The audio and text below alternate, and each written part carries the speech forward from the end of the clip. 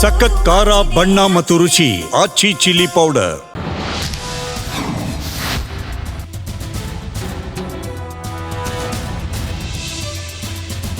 ನಮಸ್ಕಾರ, ಜಿ ಸಂವಾದಕ್ಕೆ ಸ್ವಾಗತ. ಬೆಳಗಾವಿಯ ಸುವರ್ಣಸೌಧದಲ್ಲಿ ಚಳಿಗಾಲದ ಅಧಿವೇಶನವನ್ನ ಮಾಡುವ ಉದ್ದೇಶದಿಂದ ಇವತ್ತಿನ ಕಾರ್ಯಕ್ರಮವನ್ನ ಆರಂಭ ಮಾಡೋಣ. ಉತ್ತರ ಕರ್ನಾಟಕ, ಕಲ್ಯಾಣ ಕರ್ನಾಟಕದ ಭಾಗದ ಆ ಜನರ ಸಮಸ್ಯೆಗಳಿಗೆ ಸೂಕ್ತ ಉತ್ತರವನ್ನು ಒದಗಿಸುವಂಥ ನಿಟ್ಟಿನಲ್ಲಿ ವಿಶೇಷವಾಗಿ ಗಮನ ಹರಿಸಿ ಅಲ್ಲಿನ ಪ್ರಶ್ನೆಗಳಿಗೆ ಸರಿಯಾದಂಥ ಪರಿಹಾರ ಸಿಗಬೇಕು ಅನ್ನುವಂಥ ನಿಟ್ಟಿನಲ್ಲಿ ಬೆಳಗಾವಿಯ ಸುವರ್ಣಸೌಧದಲ್ಲಿ ಅಧಿವೇಶನ ಆರಂಭ ಆಗುತ್ತೆ. ರೈಟ್, ಈ ಬಾರಿ ಅಧಿವೇಶನ ಆರಂಭ ಆಗಿದೆ. 21 ಕೋಟಿ ರೂಪಾಯಿ ಖರ್ಚನ್ನು ಕೂಡ ಮಾಡ್ತಾ ಇದ್ದಾರೆ. ಕಳೆದ ಬಾರಿಗೆಲ್ಲ ಹೋಲಿಸಿದ್ರೆ ಅತಿ ಹೆಚ್ಚು ಖರ್ಚನ್ನು ಈ ಬಾರಿಯ ಅಧಿವೇಶನ ಹೊಂದಿದೆ ಅಂತ ಹೇಳಿದ್ರೆ ತಪ್ಪಾಗೋದಿಲ್ಲ. ಇದೆಲ್ಲದರ ನಡುವೆ ಆಡಳಿತ ಮತ್ತು ವಿಪಕ್ಷಗಳು ಮೇಲ್ನೋಟಕ್ಕೆ, ಭಾಷಣಕ್ಕೆ ಉತ್ತರ ಕರ್ನಾಟಕದ ಸಮಸ್ಯೆಗಳಿಗೆ ಸೂಕ್ತ ಪರಿಹಾರವನ್ನು ಈ ಅಧಿವೇಶನದಲ್ಲಿ ಕಂಡುಕೊಳ್ಬೇಕು ಅಂತ ಹೇಳ್ತಿದ್ದಾರೆ. ಅಸಲಿಗದಾಗತ್ತಾ? ಉತ್ತರ ಕರ್ನಾಟಕದ ಸಮಸ್ಯೆ ನೆನ್ನೆ ಮೊನ್ನೆ ಕಥೆಯಲ್ಲ, ಕಳೆದ ಹಲವಾರು ವರ್ಷಗಳಿಂದ ತಲೆತಲಾಂತರದಿಂದ ಇರುವಂತಹ ಸಮಸ್ಯೆಗಳು. ಕಡೆ ಪಕ್ಷ ಇಚ್ಛಾಶಕ್ತಿಯಿಂದ ನಾನು ಅಥವಾ ನಮ್ಮ ಪಕ್ಷ ಅಥವಾ ನಮ್ಮ ಸರ್ಕಾರ ಸಮಸ್ಯೆಯತ್ತ ಗಮನ ಹರಿಸ್ತೀವಿ ಅಂದಿದ್ರೆ ಅರ್ಧ ಸಮಸ್ಯೆಗಳು ಬಗೆಹರಿದು ಹೋಗ್ತಿತ್ತು. ಆದರೆ ಯಾವುದೇ ಅಂತಹ ವಾತಾವರಣಗಳು ಕಂಡು ಬಂದಿಲ್ಲ. ಕಡೆ ಪಕ್ಷ ಈ ಅಧಿವೇಶನದಲ್ಲಿ ಕಡೆ ಪಕ್ಷ ಒಂದು 2% ಸಮಸ್ಯೆಗಳಿಗೆ ಪರಿಹಾರವನ್ನು ಕಂಡುಕೊಳ್ಳುವ ಪ್ರಯತ್ನವನ್ನು ಆಡಳಿತ ವಿಪಕ್ಷಗಳು ಮಾಡ್ತಾವ ಅನ್ನುವಂಥ ಕುತೂಹಲದೊಂದಿಗೆ ಇವತ್ತಿನ ಕಾರ್ಯಕ್ರಮವನ್ನು ಆರಂಭ ಮಾಡೋಣ. ನಾನು ದಿವ್ಯಶ್ರೀ.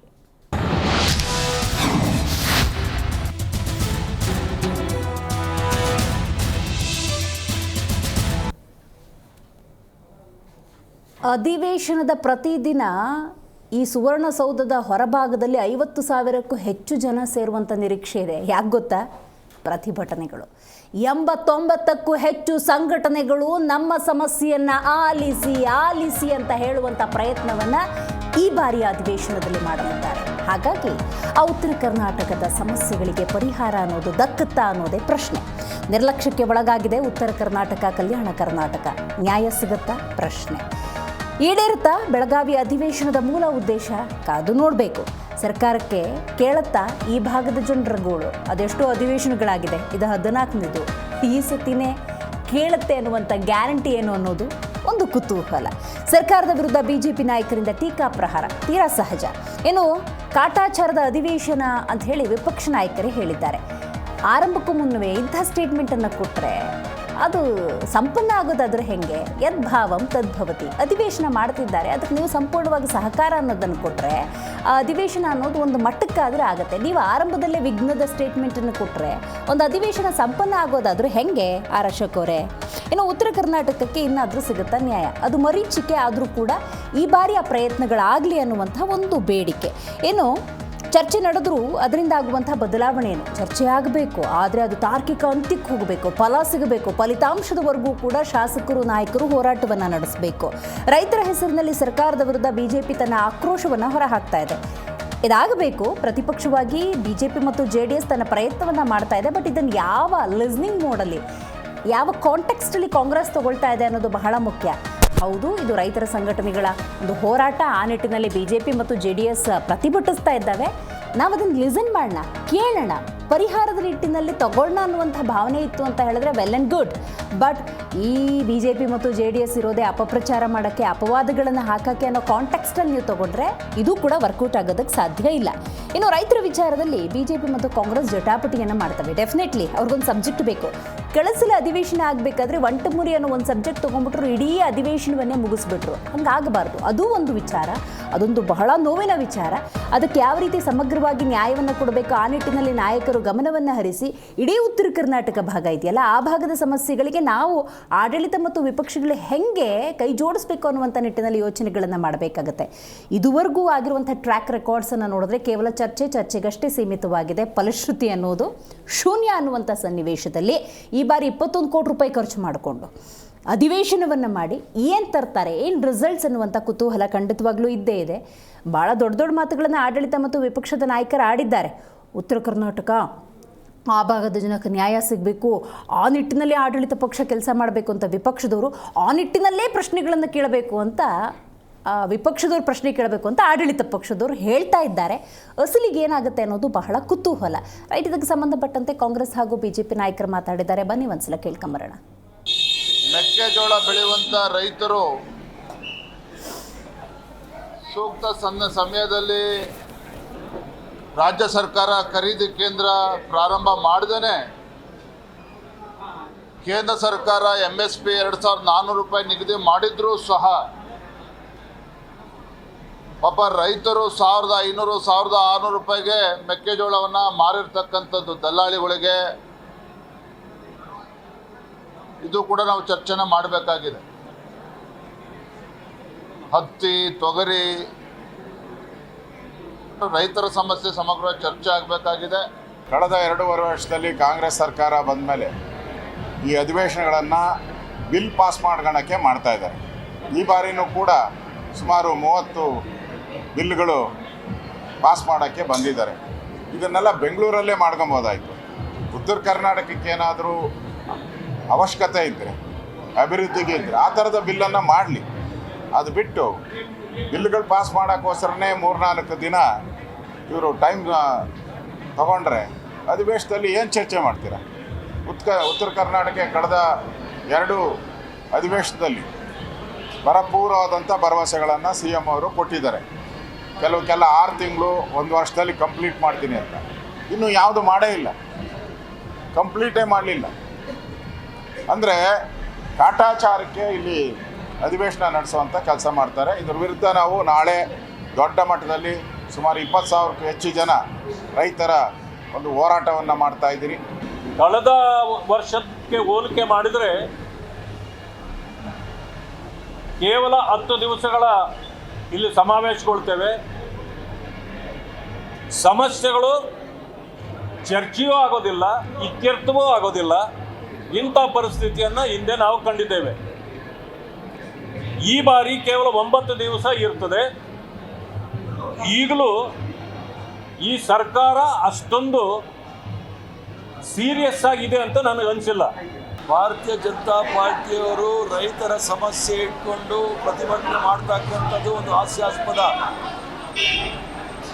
2 ವರ್ಷಗಳ ಹಿಂದೆ ಹರಿಯಾಣ ಮತ್ತು ಪಂಜಾಬ್ ಮತ್ತು ದೇಶದ ರೈತರು ದೆಹಲಿ ಗಡಿ ಭಾಗದಲ್ಲಿ ಪ್ರತಿಭಟನೆ ಮಾಡೋ ಸಂದರ್ಭದಲ್ಲಿ ಯಾವುದೇ ರೀತಿಯ ನೈತಿಕತೆ ಭಾರತೀಯ ಜನತಾ ಪಾರ್ಟಿಗಿಲ್ಲ. ಅವರ ನಾಯಕ ನರೇಂದ್ರ ಮೋದಿ ಒಂದೇ ಒಂದು ರೈತರನ್ನು ಭೇಟಿ ಮಾಡಿ ಅವರ ಸಮಸ್ಯೆ ಬಗ್ಗೆ ಅವ್ರಿಗೆ ಕಿವಿಕೊಳ್ಳಲಿಲ್ಲ. 700 ಜನ ಪ್ರಾಣ ಕಳ್ಕೊಂಡ್ರು. ಒಂದೇ ಒಂದು ಕುಟುಂಬವನ್ನು ಕರೆದು ಸ್ವಾಂತನ ಹೇಳಲಿಲ್ಲ. ಇವ್ರಿಗೆ ಯಾವುದೇ ರೀತಿಯ ನೈತಿಕ ಹಕ್ಕಿಲ್ಲ ರೈತರ ಬಗ್ಗೆ ಮಾತಾಡಲಿಕ್ಕೆ. ರೈತ ಸಂಘಟನೆಗಳು, ಬೇರೆ ಸಂಘಟನೆಗಳು ಮಾಡ್ತಕ್ಕಂಥ ಪ್ರತಿಭಟನೆಗೆ ನಾವು ಸ್ವಾಗತ ಮಾಡ್ತೀವಿ. ಪ್ರಜಾಪ್ರಭುತ್ವದಲ್ಲಿ ಎಲ್ರಿಗೂ ಸಹ ಹಕ್ಕಿದೆ ಪ್ರತಿಭಟನೆ ಮಾಡಲಿಕ್ಕೆ. ಭಾರತೀಯ ಜನತಾ ಪಾರ್ಟಿಯವರಿಗೆ ಪ್ರಜಾಪ್ರಭುತ್ವದಲ್ಲಿ ನಂಬಿಕೆ ಇಲ್ಲ. ಚರ್ಚೆಗೆ ನರೇಂದ್ರ ಮೋದಿ ಅವರು ಅವಕಾಶ ಮಾಡಿಕೊಡೋದಿಲ್ಲ ಕೇಂದ್ರ ಸರ್ಕಾರದಲ್ಲಿ.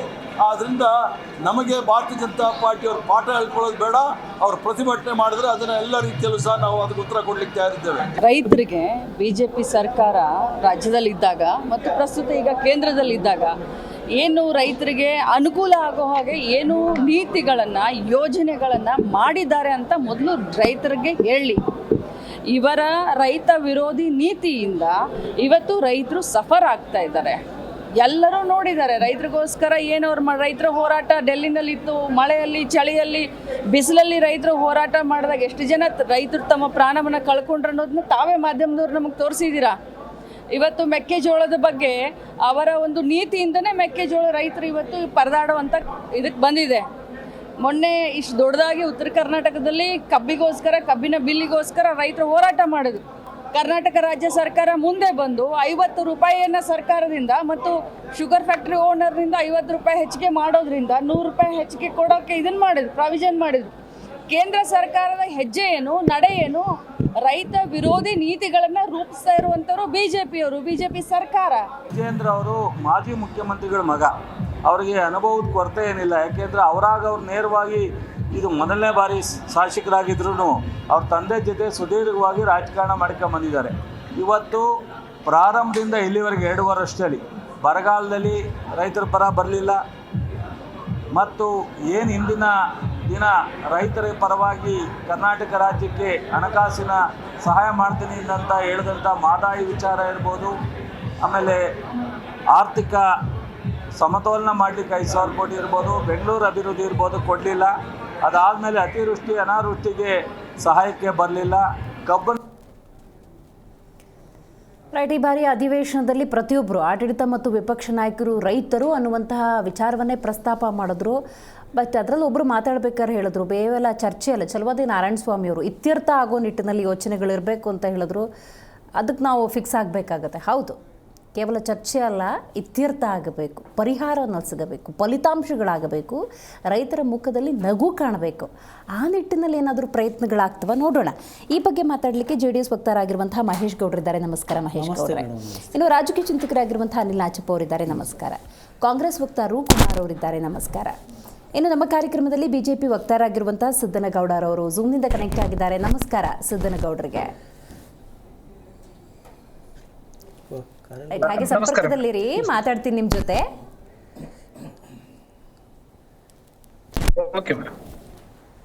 ರೈಟ್, ಬಹಳ ಮುಖ್ಯವಾಗಿ ಇವತ್ತು ನಾವು ಏನು ಚರ್ಚೆ ಮಾಡ್ತೀವಿ ಅನ್ನೋದು ಪ್ರಮುಖವಾಗುತ್ತೆ. ಮಹೇಶ್ ಗೌಡ್ರೆ, ನಿಮ್ಮಿಂದನೇ ಆರಂಭ ಮಾಡೋದಾದರೆ, ಆರ್ ಅಶೋಕ್ ಅವರು ಉಲ್ಲೇಖ ಮಾಡಿದ್ರು, ಇದು ಕಾಟಾಚಾರದ ಅಧಿವೇಶನ ಏನಾದರೂ ಆಗುತ್ತಾ? ಆಡಳಿತ ಮತ್ತು ವಿಪಕ್ಷಗಳು ಮಾತಾಡದ ಹಾಗೆ ರೈತರ ಸಮಸ್ಯೆಗಳಿಗೆ ಸೂಕ್ತ ಪರಿಹಾರವನ್ನು ಒದಗಿಸುವ ಚರ್ಚೆ ಮತ್ತು ಇತ್ಯರ್ಥದ ಹಾದಿಯ ಒಂದು ಅಧಿವೇಶನ ಆಗುತ್ತಾ?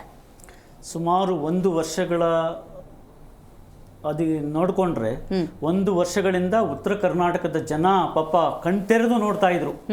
ಸೆಷನ್, ಈ ಅಧಿವೇಶನ ಬರಲಿ, ಈ ಏನು ಇವತ್ತು ನಡೀತಾ ಇದೆ, ಸ್ಟಾರ್ಟ್ ಆಗಿದೆ ಅಧಿವೇಶನ, ಇದನ್ನ ಪಾಪ ಕಣ್ತೆರೆದು ನೋಡ್ತಾ ಇದ್ರು. ಯಾಕೆ ಅಂತ ಹೇಳಿದ್ರೆ, ಇಡೀ ರಾಜ್ಯದಲ್ಲಿ ಕಣ್ಣಿದ್ದರೂ ಸಹ ಕುರುಡಾಗಿರುವಂತ ಕಾಂಗ್ರೆಸ್ ಸರ್ಕಾರ ಇವತ್ತು ಉತ್ತರದ ಸಮಸ್ಯೆಗಳಿಗೆ ಕಿವಿಯಾಗುವುದೇ ಎಂಬುದು ಒಂದು ದೊಡ್ಡ ಯಕ್ಷ ಪ್ರಶ್ನೆ.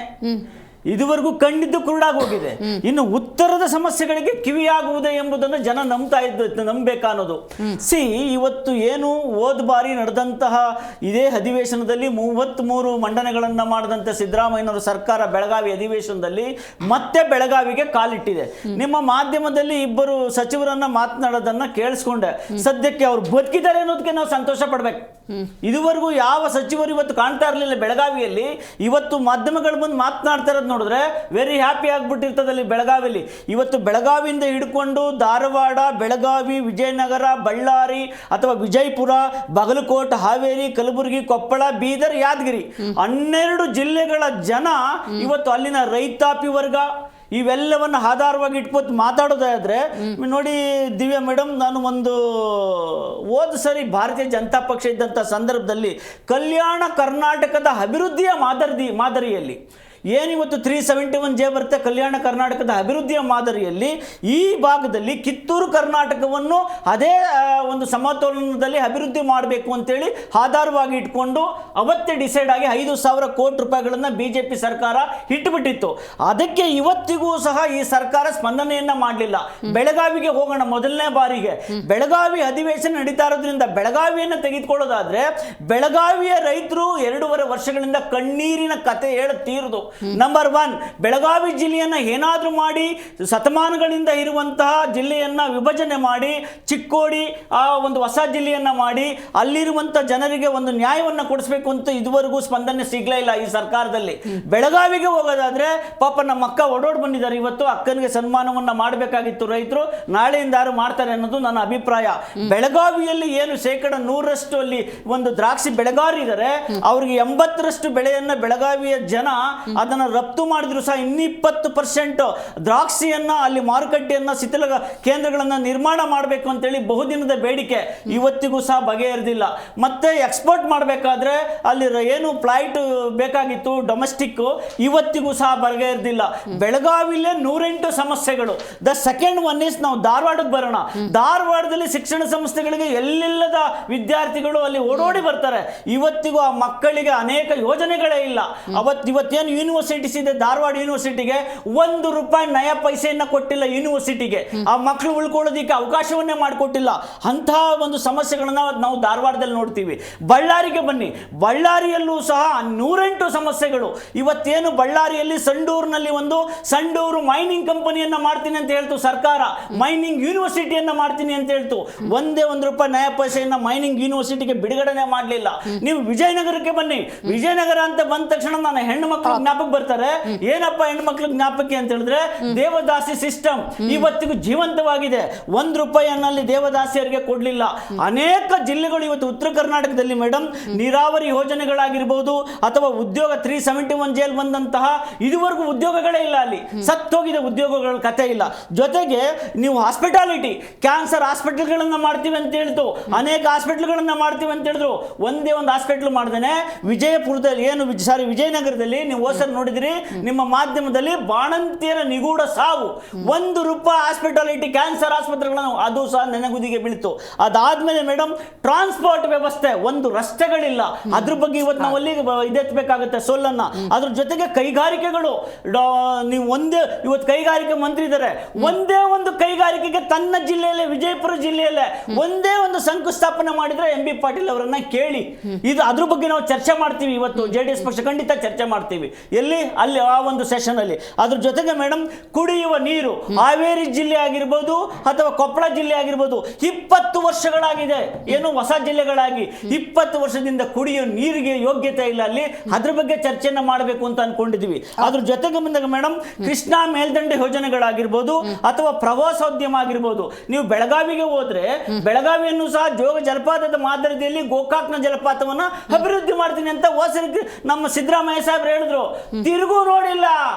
ಎಲ್ಲಿ ಪ್ರವಾಸೋದ್ಯಮಕ್ಕೆ ಅನೇಕ ಕೃಷ್ಣ ಇರ್ಬೋದು, ತುಂಗಭದ್ರಾ ಇರ್ಬೋದು, ಕಂಪನಿಗಳು ಇವೆಲ್ಲವನ್ನು ಆಧಾರವಾಗಿ ಇಟ್ಕೊಂಡು ಕಿವಿ ಕೇಳಿಸದೇ ಇರೋ ತರ ಇರ್ತಾರ ಅಥವಾ ಕಣ್ಣಿದ್ದು ಕುರುಡರಾಗ್ತಾರ.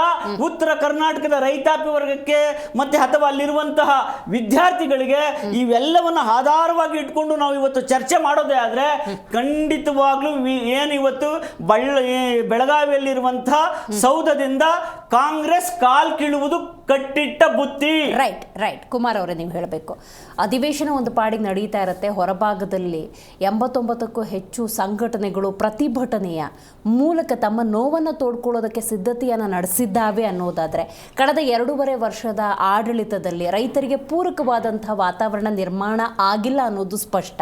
ಆ ನಿಟ್ಟಿನಲ್ಲಿ ರೈತರ ಸಮಸ್ಯೆಗೆ, ಉತ್ತರ ಕರ್ನಾಟಕ ಭಾಗದ ಜ್ವಲಂತ ಸಮಸ್ಯೆಗಳಿಗೆ ಪರಿಹಾರ ನೀಡುವಂಥ ನಿಟ್ಟಿನಲ್ಲಿ ನಿಮ್ಮ ಸರ್ಕಾರ ಯಾವ ರೀತಿ ಈ ಅಧಿವೇಶನದಲ್ಲಿ ಚರ್ಚೆ ಮಾಡಿ ಪರಿಹಾರವನ್ನು ಒದಗಿಸುತ್ತೆ?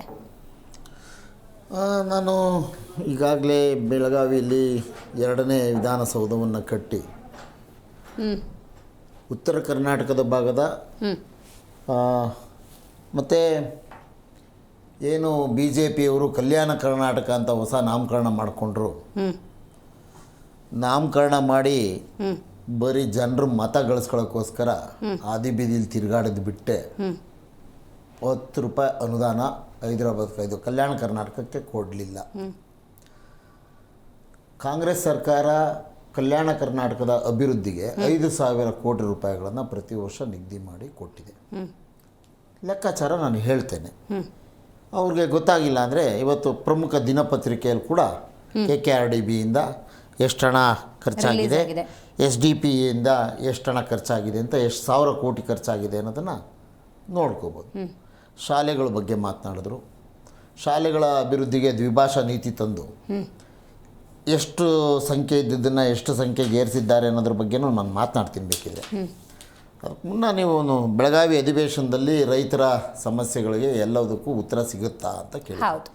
MSP ನಿಗದಿ ಮಾಡೋದು ರೈತರ ಬದುಕನ್ನು, ಅವರ ಆದಾಯವನ್ನು ದ್ವಿಗುಣ ಮಾಡ್ತೇವೆ, ಅವ್ರ ಬದುಕನ್ನು ಹಸನ ಮಾಡ್ತೇವೆ, ಬಾಯೋ ಬೇನೋ ಅಂತ ಉದ್ದುದ್ದ ಭಾಷಣ ಮಾಡಿದವರು ಅವ್ರ ಆದಾಯ ದ್ವಿಗುಣನೂ ಆಗಲಿಲ್ಲ.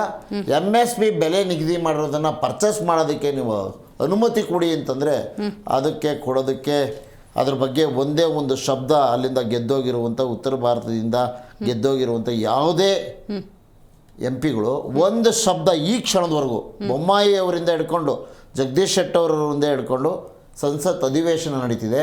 ಹೋಗಲಿ, ಅದಕ್ಕೆ ಸಂಬಂಧಪಟ್ಟಂಥ ಕೃಷಿ ಮಂತ್ರಿಗಳನ್ನು ಕೂಡ ಭೇಟಿಯಾಗುವಂಥ ಸೌಜನ್ಯ ಮಾಡಿಲ್ಲ, ತೋರಿಸಿಲ್ಲ. ಇವರು ಇಲ್ಲಿ ಕೂತ್ಕೊಂಡು ಏನು ಶಂಕ ಊದ್ತಾರೆ ಅಂದರೆ ಒಬ್ಬೊಬ್ಬ ಇವರಿಂದಲೇ ಈ ದೇಶ ಮತ್ತು ಈ ರೈತರ ಅದೇ ವಿಜೇಂದ್ರ ನಿಗದಿಯಾಗಿದ್ರು ಕೂಡ ರಾಜ್ಯದಲ್ಲಿ ಘಟಕಗಳನ್ನ ತೆರೆದಿಲ್ಲ ಹೇಳಿದ್ರಲ್ಲ. ನಿಗದಿ ಆಗ್ಬಿಟ್ರೆ ಆಗೋಯ್ತಾ? ಕೇಂದ್ರ ಸರ್ಕಾರದ ಹೊಣೆಗಾರಿಕೆ ಅಷ್ಟಕ್ಕೆ ಮುಗ್ದೋಗಿದ್ಯಾ? ಆಗಿದ್ರೆ ಹೊಣೆಗಾರಿಕೆ ಅಷ್ಟಕ್ಕೆ ನಿಗದಿ ಮಾಡಿ ಬಿಟ್ಬಿಟ್ರೆ ಹೊಣೆಗಾರಿಕೆ ಮುಗ್ದೋಗುತ್ತಾ? ಕರ್ನಾಟಕ ಸರ್ಕಾರದಿಂದ ಕೊಡಬೇಕಾಗಿರೋ ಪಾಲು ನಾವು ಕೊಡ್ತೇವಪ್ಪ. ನೀವು ನಿಗದಿ ಮಾಡಿಬಿಟ್ಟು ಅಲ್ಲಿಂದ ಘೋಷಣೆ ಮಾಡಿಬಿಟ್ಟು ದ್ವಿಗುಣ ಮಾಡ್ತೀವಿ ಅಂತ ಹೇಳ್ಬಿಟ್ಟು ಅವ್ರ ಬದುಕನ್ನು ಸರ್ವನಾಶ ಮಾಡಿದಿರಲ್ಲ, ಅದ್ರ ಬಗ್ಗೆ ಏನು ಮಾತಿಲ್ವಾ?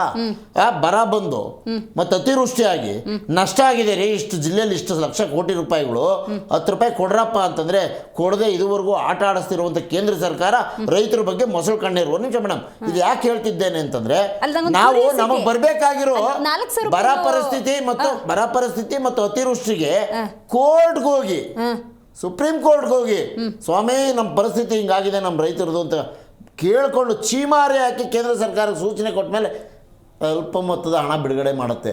ಈ ಥರದವರು ಇವಾಗ ಏನು ಬೀದಿಲಿ ಆದಿ ಬೀದಿಲಿ ಮಾತನಾಡ್ತಾರೆ ಅಂದರೆ, ಮೊದಲು ಕಳೆದ ಅಧಿವೇಶನದಲ್ಲಿ ಏನು ಮಾತನಾಡಲಿಲ್ಲ, ಅದ್ರ ಕಳೆದ ಅಧಿವೇಶನದಲ್ಲಿ ಏನು ಮಾತಾಡಲಿಲ್ಲ, ಅದ್ರ ಕಳೆದ ಅಧಿವೇಶನದಲ್ಲಿ ಬೆಳಗಾವಿಯಲ್ಲಿ ಅಥವಾ ಬೆಂಗಳೂರಿನಲ್ಲಿ ನಡೆದಂಥ ಅಧಿವೇಶನಗಳಲ್ಲಿ ಮಾತಾಡಿದ ಯಾವ ಮಾತುಗಳು ನಿಮಗೆ ಜ್ಞಾಪಕ ಇದ್ದರೆ ಮತ್ತೊಂದು ಸಾರಿ ಹಾಕ್ಕೊಂಡು ನೋಡಿ, ಬೇಕಿದ್ರೆ ಕೇಳಿಸ್ಕೊಳ್ಳಿ.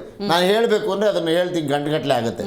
ಬೇಡ, ಇದೆಲ್ಲ ಸುಮ್ಮನೆ ನಾಟಕ ಮಾಡಬೇಡಿ. ಈ ರೈತ ಸಮ್ಮಾನ ಬರ್ತಿದೆಯಾ ಸರ್? ರೈತ ಸಮ್ಮಾನದೇನೋ 4,000 ರೂಪಾಯಿ ಕೇಂದ್ರ ಸರ್ಕಾರದಿಂದ ಹೋಗುತ್ತಲ್ಲ, ಅದು ಹೋಗ್ತಾ ಇದೆಯಾ ಮೇಡಮ್? ಆಯಿತು, ಅಲ್ಲ ಜಸ್ಟ್ ಕೇಳಿದೆ. ಅಲ್ಲ ಎಲ್ಲಿ ಬಂದಿದೆ, ಯಾರಿಗೆ ಬಂದಿದೆ? ಅಲ್ಲ ಹೋಗ್ತಾ ಇದೆಯಾ? ಅಲ್ಲ ಯಾರಿಗೆ ಬಂದಿದೆ, ಎಲ್ಲ ಬಂದಿದೆ? ಮಾತಾಡ್ಬೇಕಲ್ವಾ, ಹೇಳ್ಬೇಕು, ಹೆಸರುಗಳು ಹೇಳ್ಬೇಕು, ಎಷ್ಟು ಕೋಟಿ ಬಂದಿದೆ ಅಂತ ಹೇಳ್ಬೇಕು. ಅದ್ರ ಜೊತೆಗೆ 6,000 ರೂಪಾಯಿ ಕೊಡ್ತೀವಿ ಅಂತಂದಿದ್ರು. ಎಲ್ಲೆಲ್ಲಿ ಬರ್ತಾ ಇದೆ 6,000 ರೂಪಾಯಿ, ಯಾರಿಗೆ ಬರ್ತಾ ಇದೆ, ಯಾರಿಗೆ ಬರ್ತಾ ಇಲ್ಲ ಎಲ್ಲ ಗೊತ್ತಿದೆ ನಮಗೆ. ಹೆಂಗೆ ಮಾಡ್ತಿದ್ದಾರೆ ಅವರು, ಅದಕ್ಕೆ ಏನೇನು ಅದೇನು KYC ಮಾಡಬೇಕು ಅನ್ನೋ ಹೆಸರಿನಲ್ಲಿ ಏನೇನು ನಾಟಕ ಆಡ್ತಿದ್ದಾರೆ ಕೇಂದ್ರ ಸರ್ಕಾರದವ್ರು ನಮ್ಗೆ ಗೊತ್ತಿದೆ. ನಾನು ಹೇಳ್ತಾ ಇದ್ದೇನೆ, ಮಾನ್ಯ ಆರ್ ಅಶೋಕ್ ಅವರು ವಿರೋಧ ಪಕ್ಷದ ನಾಯಕರು, BJPಯಿಂದ ಅವರಿದ್ದಾರೆ, JDSನಿಂದ ಸುರೇಶ್ ಬಾಬು ಅವರಿದ್ದಾರೆ. ದಯಮಾಡಿ ಕಳೆದ ಅಧಿವೇಶನದಲ್ಲಿ ಮಾಡಿದ್ರಲ್ಲ ಪಲಾಯನ, ಆ ಥರ ದಯಮಾಡಿ ಮಾಡಬೇಡಿ. ಉತ್ತರ ಕರ್ನಾಟಕದ ಜನತೆಗೆ ನಿಜವಾಗ್ಲೂ ನೀವು 100ಕ್ಕೆ 100ರಷ್ಟು ಅವ್ರಿಗೆ ಕೊಡಬೇಕಾಗಿರೋ ಸವಲತ್ತುಗಳ ಬಗ್ಗೆ ಚರ್ಚೆ ಮಾಡ್ತೀವಿ, ಪಲಾಯನ ಮಾಡೋದಿಲ್ಲ, ಅಂಕಿಅಂಶಗಳು ಇಟ್ಕೊಂಡು ಚರ್ಚೆ ಮಾಡ್ತೀವಿ ಅನ್ನೋದಾದರೆ, ಇವತ್ತು ಬಿಸ್ನೆಸ್ ಅಡ್ವೈಸರಿ ಕಮಿಟಿಯಲ್ಲಿ ಚರ್ಚೆ ಆಗಿದೆ. ಬೆಳಗಾವಿ ಅಧಿವೇಶನದಲ್ಲಿ ಉತ್ತರ ಕರ್ನಾಟಕದ ವಿಚಾರಗಳನ್ನು ಚರ್ಚೆ ಮಾಡೋದಕ್ಕೆ ಈಗಾಗಲೇ ವಿಧಾನಸಭಾ ಅಧ್ಯಕ್ಷರು ಅವಕಾಶ ಮಾಡಿಕೊಟ್ಟಿದ್ದಾರೆ. ಮಾತನಾಡೋಣ ನಾಳೆಯಿಂದ. ಬರಲಿ, ನೀವು ಅಂಕಿಅಂಶನ ಹೇಳಿ ಅಂತಂದರೆ ನಾನು ಅಂಕಿಅಂಶ ಡಾಟಾ ಎಲ್ಲ ಹೇಳ್ಬಿಡ್ತೇನೆ. ನಾನು ತಂದಿದ್ದೇನೆ ಇವತ್ತು. ಯಾಕೆ ಅಂತಂದರೆ ಇವರು ಸುಳ್ಳುಗಳು ಎಷ್ಟು ವರ್ಷ ಹೇಳ್ತಾರೆ. ಒಬ್ಬ MP ಕೂಡ ಈ ಕ್ಷಣದವರೆಗೂ ಕೃಷಿ ಸಚಿವರನ್ನ ಭೇಟಿ ಆಗಲಿಲ್ಲ, ಪ್ರಧಾನಮಂತ್ರಿಯವ್ರನ್ನ ಭೇಟಿ ಆಗಲಿಲ್ಲ, ಹಣಕಾಸು ಸಚಿವರನ್ನ ಭೇಟಿ. ಕರ್ನಾಟಕಕ್ಕೆ ನೀರಾವರಿ ಯೋಜನೆಗೆ 5,100 ಕೋಟಿ ಬಜೆಟ್ ಅಲ್ಲಿ ಮಂಡನೆ ಆಗಿ ದುಡ್ಡ ಮೇಡಮ್ ಮತ್ತೆ ಹೊರಡ್ಬೇಕು ಮಾಡ್ಲೇ. ಈಗ ನಮ್ಮ ತೆರಿಗೆ ನಮ್ಮ ಹಕ್ಕು, ನನ್ನ ರೈತ ನನ್ನ ಹೊಲ ಹೋಗ್ಲೇಬೇಕಲ್ವಾ? ಹೋಗ್ಲಿಲ್ಲ ಅಂದ್ರೆ ದಪ್ಪ ಚರ್ಮದ MA ಸರ್ಕಾರ, BJPಯ ಕೇಂದ್ರ ಸರ್ಕಾರಕ್ಕೆ ಎಷ್ಟು ಚುಚ್ಚಿದ್ರು. 1000 ಜನ ರೈತರು ದೆಹಲಿಯಲ್ಲಿ ಸತ್ರು, ಮಳೆ ಬಡಿಸಿದ್ರು, ನೀರು ಬಿಡಿಸಿದ್ರು, ಊಟ ಇಲ್ದಾಗ ಮಾಡಿದ್ರು. ಚಳಿಗಾಲದಲ್ಲಿ ಮಳೆಗಾಲದಲ್ಲಿ 1,000 ದಿನಗಳಿಗೆ ಹೆಚ್ಚು ದಿನ ಅಲ್ಲಿ ಕೂತ್ಕೊಂಡು ಹೋರಾಟ ಮಾಡಿದ್ರೆ ಅವ್ರು ಕೊಟ್ಟಿದ್ದ ಪ್ರತಿಫಲ ಏನು ಅಂತ ದೇಶದ ಎಲ್ಲ ರೈತರು ನೋಡಿದ್ದಾರೆ. ವೋಟ್ ಚೋರಿ ಮುಖಾಂತರ ದೇಶ ಗೆಲ್ಬೇಕು ಅಂತ ಹೊರಟಿರೋರು ರೈತರ ಸಮಸ್ಯೆಗಳನ್ನು ಅರ್ಥ ಮಾಡ್ಕೋತಾರೆ ಯಾವತ್ತಾದ್ರೂ. ಮಾತಾಡೋಣ ಅದ್ರ ಬಗ್ಗೆ. ನೋಡಿ, ಸಿದ್ದನಗೌಡರು ಮಾತಾಡಬೇಕು, BJP ವಕ್ತಾರರು. BK ಹರಿಪ್ರಸಾದ್ ಅವರು ಮಾತಾಡಿದ್ದ ನಾನು ಗಮನಿಸ್ತಾ ಇದ್ದೆ. ಬಹಳ ಮುಖ್ಯವಾಗಿ ಅವ್ರು ಹೇಳಿದ ಒಂದು ಅಂಶ ಅಂತ ಹೇಳಿದ್ರೆ, ರೈತರ ಹೆಸರಲ್ಲಿ BJP ಅವ್ರು ಹೋರಾಟ ಮಾಡ್ತಿರೋದು ಹಾಸ್ಯಾಸ್ಪದ ಅಂತ ಹೇಳಿದ್ದಾರೆ ಸಿದ್ದನಗೌಡರು. ಏನಂತೀರಿ? ಯಾವಾಗ್ಲೂ ಅವರು ಅಧಿಕಾರದ ಹಂಚಿಕೆಯ ಹೋರಾಟ ಏನ್ ನಡೆಸ್ತಾ ಇದ್ದಾರೋ ಕಾಂಗ್ರೆಸ್ ಆಂತರಿಕವಾಗಿ, ಅವರಿಗೆ ರೈತರ ವಿಚಾರಗಳು ಅಂತಂದ್ರೆ ಪಾಪ ಅವ್ರಿಗೆ ಹಾಸ್ಯಾಸ್ಪದ ಅನ್ಸುತ್ತೆ, ಸ್ವಾಭಾವಿಕ. ಅವ್ರ ಮಾತಿನಲ್ಲಿ ಪಾಪ ಬಹಳ ವಿರಳ ಅನ್ನೋದಂಥದ್ದು ಏನೂ ಇಲ್ಲ. ಯಾಕಂತಂದ್ರೆ ಅವ್ರು ಕೇಂದ್ರಕ್ಕೆ ಮತ್ತು ದೆಹಲಿಗೆ ಅಡ್ಡಾಡಿರ್ತಕ್ಕಂಥದ್ದು ರೈತರ ಸಮಸ್ಯೆಗಳನ್ನು ಹೊತ್ಕೊಂಡು ಕೇಂದ್ರಕ್ಕೆ ಪತ್ರ ಬರೆಯೋಕ್ಕಿಂತ ಮುಂಚೆ ಪ್ರಧಾನಮಂತ್ರಿಗಳನ್ನ, ಕೃಷಿ ಸಚಿವರನ್ನ, ಹಣಕಾಸು ಸಚಿವರನ್ನ ಸಮಯವನ್ನ ಹೈಕಮಾಂಡಕ್ಕೆ ಸ್ಪೆಷಲ್ ವಿಮಾನಗಳನ್ನ ತೆಗೆದುಕೊಂಡು ಹೋಗೋದ್ರಲ್ಲಿ ಬಿಜಿ ಆಗಿರೋದ್ರಿಂದ ಅವರಿಗೆ ಸ್ವಾಭಾವಿಕ, ಅವರಿಗೆ ಅನಿಸುತ್ತೆ. ಯಾಕಂದ್ರೆ ಅವ್ರ ವಿಚಾರಗಳು ಯಾವ ರೀತಿಯಾಗಿದ್ದಾವೋ ಆ ರೀತಿಯಾಗಿ ಅನ್ಸೋದು ಸ್ವಾಭಾವಿಕ ಮೇಡಮ್. ಅನಂತರ ನಮ್ಮ ಕಾಂಗ್ರೆಸ್ ವಕ್ತಾರರು ಬಹಳ ವಿಷಯಗಳನ್ನ ಹೇಳ್ತಾ ಇದ್ರು, ಅದಕ್ಕೊಂದು ಕನ್ಕ್ಲೂಷನ್ ಕೊಡ್ಲೇಬೇಕು. ರಾಜ್ಯದೊಳಗಡೆ 51 ಲಕ್ಷ ರೈತರಿಗೆ ಇವತ್ತು ಕೃಷಿ ಸಮ್ಮಾನ 6,000 ರೂಪಾಯಿಗಳು ಬರ್ತಕ್ಕಂಥದ್ದು ಅಥೆಂಟಿಕೇಟೆಡ್ ಆಗಿ ಅಂತಕ್ಕಂಥದ್ದು. ಪಾಪ ಅವರಿಗೆ ಆ ವಿಚಾರಗಳ ಗೊತ್ತಿಲ್ಲ ಕಾಣಿಸುತ್ತೆ, ಯಾರಿಗೆ ಬರ್ತಾ ಇದ್ದೇವೆ ಯಾರಿಗಿಲ್ಲ ಅಂತಕ್ಕಂಥ ವಿಚಾರಗಳ ಮಾರ್ಪಡಿಸುವಾಗ ಒಂದು ಅಥೆಂಟಿಕೇಟೆಡ್ ಬಹಳ ಅಂಕಿಅಂಶಗಳನ್ನ ಪದೇ ಪದೇ ಹೇಳ್ತಾ ಇದ್ರು. ಅಂಕಿಅಂಶಗಳ ಜ್ಞಾನವನ್ನ ಸ್ವಲ್ಪ ಪಡ್ಕೊಂಡ್ರೆ ಬಹಳ ಒಳ್ಳೇದು. ಹೌದು, ಒಂದೇ ಸರ್ಕಾರದ ಬಗ್ಗೆ, ಯಾವ್ದೇ ಒಂದು ಸರ್ಕಾರ ಇರಲಿ, ಸರ್ಕಾರದ ಬಗ್ಗೆ ನಾವು ಏನಾದ್ರೂ ಆಪಾದನೆ ಮಾಡ್ಬೇಕಂತಂದ್ರೆ ಅಂಕಿಅಂಶಗಳ ಪ್ರಕಾರ ಆಪಾದನೆ ಮಾಡ್ಬೇಕಂತಂದಾಗನು ಕೂಡ ಅದರ ಪೂರ್ವ ಜ್ಞಾನ ಸ್ವಲ್ಪ ಆದ್ರೂ ನಮ್ಗೆ ಇರಬೇಕು ಅಂತ ನನಗನ್ಸುತ್ತೆ ಮೇಡಮ್. ಅದಕ್ಕೆ 51 ಲಕ್ಷ ಪ್ರತಿ 3 ತಿಂಗಳಿಗೆ ಕೊಡ್ತಕ್ಕಂತ ಇಡೀ ಲಿಸ್ಟ್ ಅನ್ನೇ ಇವತ್ತು ಅವ್ರಿಗೆ ಕೊಟ್ಟಿರ್ತಕ್ಕಂಥದ್ದು. ಅದಕ್ಕಾಗಿ ಅದನ್ನ ಮೊದಲು ನೋಡಿ. ಆನಂತರ ಇವತ್ತು ಮೆಕ್ಕೆಜೋಳ ಮತ್ತು ಹೆಸರು ಉದ್ದು ಖರೀದಿ ಕೇಂದ್ರಗಳನ್ನ ತೆಗೆಯೋದು ಕೇಂದ್ರ ಸರ್ಕಾರದ ವ್ಯಾಪ್ತಿಗೆ ಬರೋದಿಲ್ಲ ಅಂತಕ್ಕಂಥದ್ದು ಕೂಡ ಅವ್ರಿಗೆ ಗೊತ್ತಿಲ್ಲ. ಆ ಖರೀದಿ ಕೇಂದ್ರಗಳನ್ನ ತೆರೀಲಿಕ್ಕೆ ರಾಜ್ಯ ಸರ್ಕಾರ ಸಂಪೂರ್ಣವಾಗಿರ್ತಕ್ಕಂತಹ ಸ್ವಾಯತ್ತವಾಗಿರ್ತಕ್ಕಂಥ ಅಧಿಕಾರ ಅದು. ಅದಕ್ಕೆ MSP ಒಳಗಡೆ ಕೇಂದ್ರ ಸರ್ಕಾರ ತನ್ನ ಪಾಲನ್ನ ರಾಜ್ಯ ಸರ್ಕಾರಕ್ಕೆ ಕೊಡಬೇಕಾಗಿರ್ತಕ್ಕಂಥದ್ದು. ಅದು ಸಹಿತ ಖರೀದಿ ಕೇಂದ್ರ ತೆರೆಯೋದು ರಾಜ್ಯ ಸರ್ಕಾರದ ಕರ್ತವ್ಯ. ಇನ್ನೂವರೆಗೂ ಸಹಿತ ಎಂದು ರೈತರು ಪ್ರತಿಭಟನೆಯನ್ನ ಮಾಡ್ಲಿಕ್ಕೆ ಹತ್ತಿದ್ರು ಅವಾಗ ಯಾರ ಖರೀದಿ ಕೇಂದ್ರನ ತೆರೆದ್ರು ಅನ್ನೋದನ್ನ ಸ್ವಲ್ಪ ಅವರು ಸ್ಪಷ್ಟಪಡಿಸಿದ್ರೆ ಬಹಳ ಒಳ್ಳೆಯದು. ಯಾಕಂದ್ರೆ ಅವತ್ತು ಕೇಂದ್ರದವ್ರು ಯಾರು ಬಂದು ತೆರೀಲಿಲ್ಲ.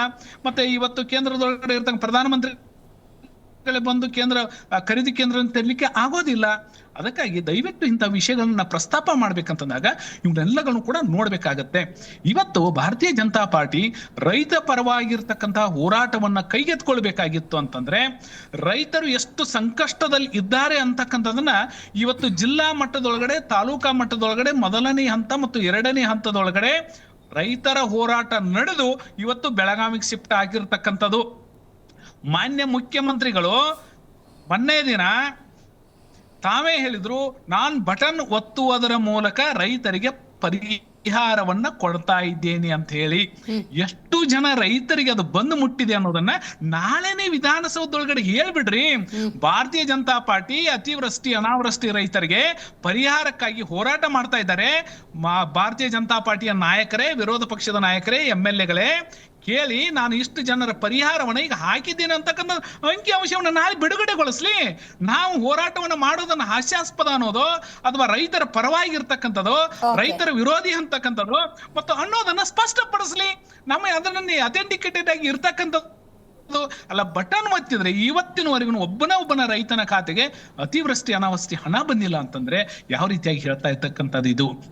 ಇನ್ನೊಂದು, ಕೇಂದ್ರದ ಜೊತೆ ಬಟ್ ಮಾಡ್ತಕ್ಕಂಥ ಮೊದಲು ಕೇಂದ್ರ NDRF ರೂಲ್ಸ್ಗಳಿರ್ಬೋದು, ತನ್ನದೇ ಆಗಿರ್ತಕ್ಕಂತಹ ರೂಲ್ಸ್ ರೆಗ್ಯುಲೇಷನ್ ಒಳಗಡೆ ಕೇಂದ್ರ ಸರ್ಕಾರ ಒಕ್ಕೂಟದ ವ್ಯವಸ್ಥೆ ಒಳಗಡೆ ಕಾರ್ಯನಿರ್ವಹಿಸೋದ್ರಿಂದ ಹಿಂದೆ BS ಯಡಿಯೂರಪ್ಪನವರ ಸರ್ಕಾರ ಇದ್ದಾಗ ಇದೇ ಮಹಾಪೂರ ಬೆಳಗಾವಿ ಜಿಲ್ಲೆ ಒಳಗಡೆ ಬಂದಾಗ ಒಬ್ಬರೇ ಒಬ್ರು ಒಂದು ಕ್ಯಾಬಿನೆಟ್ ಇಲ್ಲ. ಕೇಂದ್ರದ ಜೊತೆ ಬಟ್ಟು ಮಾಡೋಕ್ಕಿಂತ ಮುಂಚೆ ಯಾವ ರೈತ ನೊಂದಿರ್ತಾನೋ ಮನೆ ಒಳಗಡೆ ನೀರು ಹೋಗಿರ್ತಕ್ಕಂಥವ್ರಿಗೆ 10,000 ರೂಪಾಯಿನ ಕೊಟ್ರು, ಮನೆಯನ್ನ ಕಳ್ಕೊಂಡವ್ರಿಗೆ 5 ಲಕ್ಷ ರೂಪಾಯಿಗಳನ್ನ ಕೊಟ್ರು. ಯಾವ ಹೊಲಗಳಿಗೆ ಲಾಸ್ ಆಗಿತ್ತೋ 7,000 ರೂಪಾಯಿ ಇರ್ತಕ್ಕಂಥ NDRF ರೂಲ್ಸ್ ಅನ್ನ ಮುರಿದು 25,000 ರೂಪಾಯಿ ಪರಿಹಾರವನ್ನು ಕೊಟ್ಟರು. ನಂತರ ಕೇಂದ್ರದ ಹಣ ಬಂದಿರತಕ್ಕಂಥದ್ದು. ನೀವೇನ್ ಮಾಡಿದ್ರಿ ಅಂತಕ್ಕಂಥದ್ದು ಈಗಲೂ ಆ ಶೆಡ್ಡಲ್ಲೇ ಇದ್ದಾರೆ ಜನ, ನಮ್ಗೆ ಗೊತ್ತಿದೆ. ಆ ಬೆಳಗಾವಿ ಭಾಗದಲ್ಲಿ ನೀವೇನದು ಟೋಪಿ ಹಾಕಿದ್ರಲ್ಲ ಯಡಿಯೂರಪ್ಪನವ್ರ ನೇತೃತ್ವದಲ್ಲಿ, ಒಬ್ಬರು ಮುಖ್ಯಮಂತ್ರಿ ಇದ್ಕೊಂಡು ಒಬ್ಬರನ್ನ ಸಚಿವರನ್ನ ಆಯ್ಕೆ ಮಾಡ್ಕೊಳ್ಳದೆ ಕೋವಿಡ್ ಸಂದರ್ಭದಲ್ಲಿ ಮಾಡಿದ ಲೂಟಿಗಳೆಲ್ಲ ಗೊತ್ತಿದೆ ನಮ್ಗೆ. ಕೇಂದ್ರ ಸರ್ಕಾರದವ್ರು ಕೊಟ್ಟಿದ್ದು ನಿಮ್ದೇ ಸರ್ಕಾರ ಇದೆ ಅನ್ನೋ ಕಾರಣ ಕೊಟ್ಟಿದ್ದು. ಇತರೆ ಸರ್ಕಾರಗಳಿರೋ ರಾಜ್ಯಕ್ಕೆ ನೀವು ಎಷ್ಟು ಕೊಟ್ಟಿದ್ದೀರಾ ಅಣ್ಣ ಅದನ್ನ ಹೇಳಿ ಸ್ವಾಮಿ. ನಿಮ್ದೇ ಸರ್ಕಾರ ಇದ್ದದ್ದು ಕೊಟ್ಟಿದ್ದೀರಾ, ಲೂಟಿ ಹೊಡ್ಕೊಳ್ಳಿ ನಿಮ್ಮವರು ಅಂತ. ಅದೇ ಇತರೆ ಸರ್ಕಾರ ಇದ್ದಾಗ, JDS ನವರು ಕೂಡ ಅಧಿಕಾರದಲ್ಲಿದ್ದಾಗ ಅಥವಾ ಕಾಂಗ್ರೆಸ್ನವರು ಅಧಿಕಾರ ಇದ್ದಾಗ ಎಷ್ಟೆಷ್ಟು ಕೊಟ್ಟಿದ್ದೀರಾ ಅನ್ನೋದನ್ನು ಹೇಳಿ ನೋಡ್ದ. ಅದನ್ನ ಹೇಳಲ್ಲ ನೀವು. ಕಾಂಗ್ರೆಸ್ ವಕ್ತಾರರೇ, ನೀವು ನೋಡಿ ಕೊಟ್ಟು ಮಾತನಾಡಿದ್ರು ಸುಳ್ಳ ಸತ್ಯ ಆಗೋದಿಲ್ಲ. ಗೊತ್ತಿದೆ ನೀವು ಹೆಂಗ್ ಲೂಟಿ ಹೊಡೆದ್ರಿ ಅಂತ. ನೀವು ಬಂದಾಗ ಮಾತಾಡಿ, ಇದನ್ನ ಮಾತಾಡೋದಲ್ಲ. ಇದು ಡಿಬೇಟ್ ಇರೋದು ಇಲ್ಲಿ ಮೇಜ್ ಕುಟ್ ಮಾತನಾಡೋದಕ್ಕಲ್ಲ. ನಾನು ಹೇಳೋದನ್ನ ಕೇಳಿ, ನಿಮ್ದೇನಾದ್ರೂ ನನ್ನ ಬಗ್ಗೆ ತಪ್ಪಿದ್ರೆ ಹೇಳಿ, ನಿಮ್ಗೆ ಅವಕಾಶ ಇರುತ್ತೆ.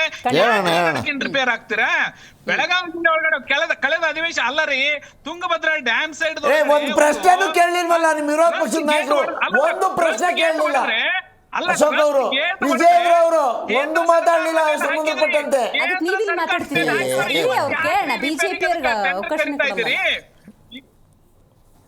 ಅಲ್ಲ ಅವಕಾಶ ಈಗ ನೋಡ್ರಿ, ತುಂಗಭದ್ರಾ ಡ್ಯಾಮ್ ದೊಳಗಡೆ ಆಯ್ತು 5,000 ಕೋಟಿ ರೂಪಾಯಿ ಯಾಕಪ್ಪ ಕೊಟ್ಟಿಲ್ಲ? ಇನ್ನು ನಿರ್ಮಲಾ ಸೀತಾರಾಮನ್ ಅವರು ಬಜೆಟ್ ಅಲ್ಲಿ ಘೋಷಣೆ ಮಾಡಿದ 5,000 ರೂಪಾಯಿ ಕೋಟಿ 5,000 ಕೋಟಿ ಕೃಷ್ಣ ಮೇಲ್ದಂಡೆಗೆ ಎಲ್ಲಪ್ಪ ಕೊಡ್ಲೇ ಇಲ್ಲ ದುಡ್ಡು? ಕೇಳಿ ಸರ್, ಸಿದ್ದರಾಮಯ್ಯನವ್ರು ಮಾತಾಡೋದನ್ನ ರಾಜ್ಯದ ಜನ ನೋಡಿದ್ದಾರೆ. ಯಾರು ನೀಟಾಗಿ ಮಾತಾಡ್ಬೇಕು. ಏನ್ ಮಾತಾಡ್ಬೇಕು? ಏನ್ ಅವ್ರಿಗೆ ಬೆಣ್ಣೆ ಹಚ್ಬೇಕಾ? ಹೋಗಿ ಅರ್ಶನ ಹಚ್ಬೇಕಾ? ಅಫಿಷಿಯಲಿ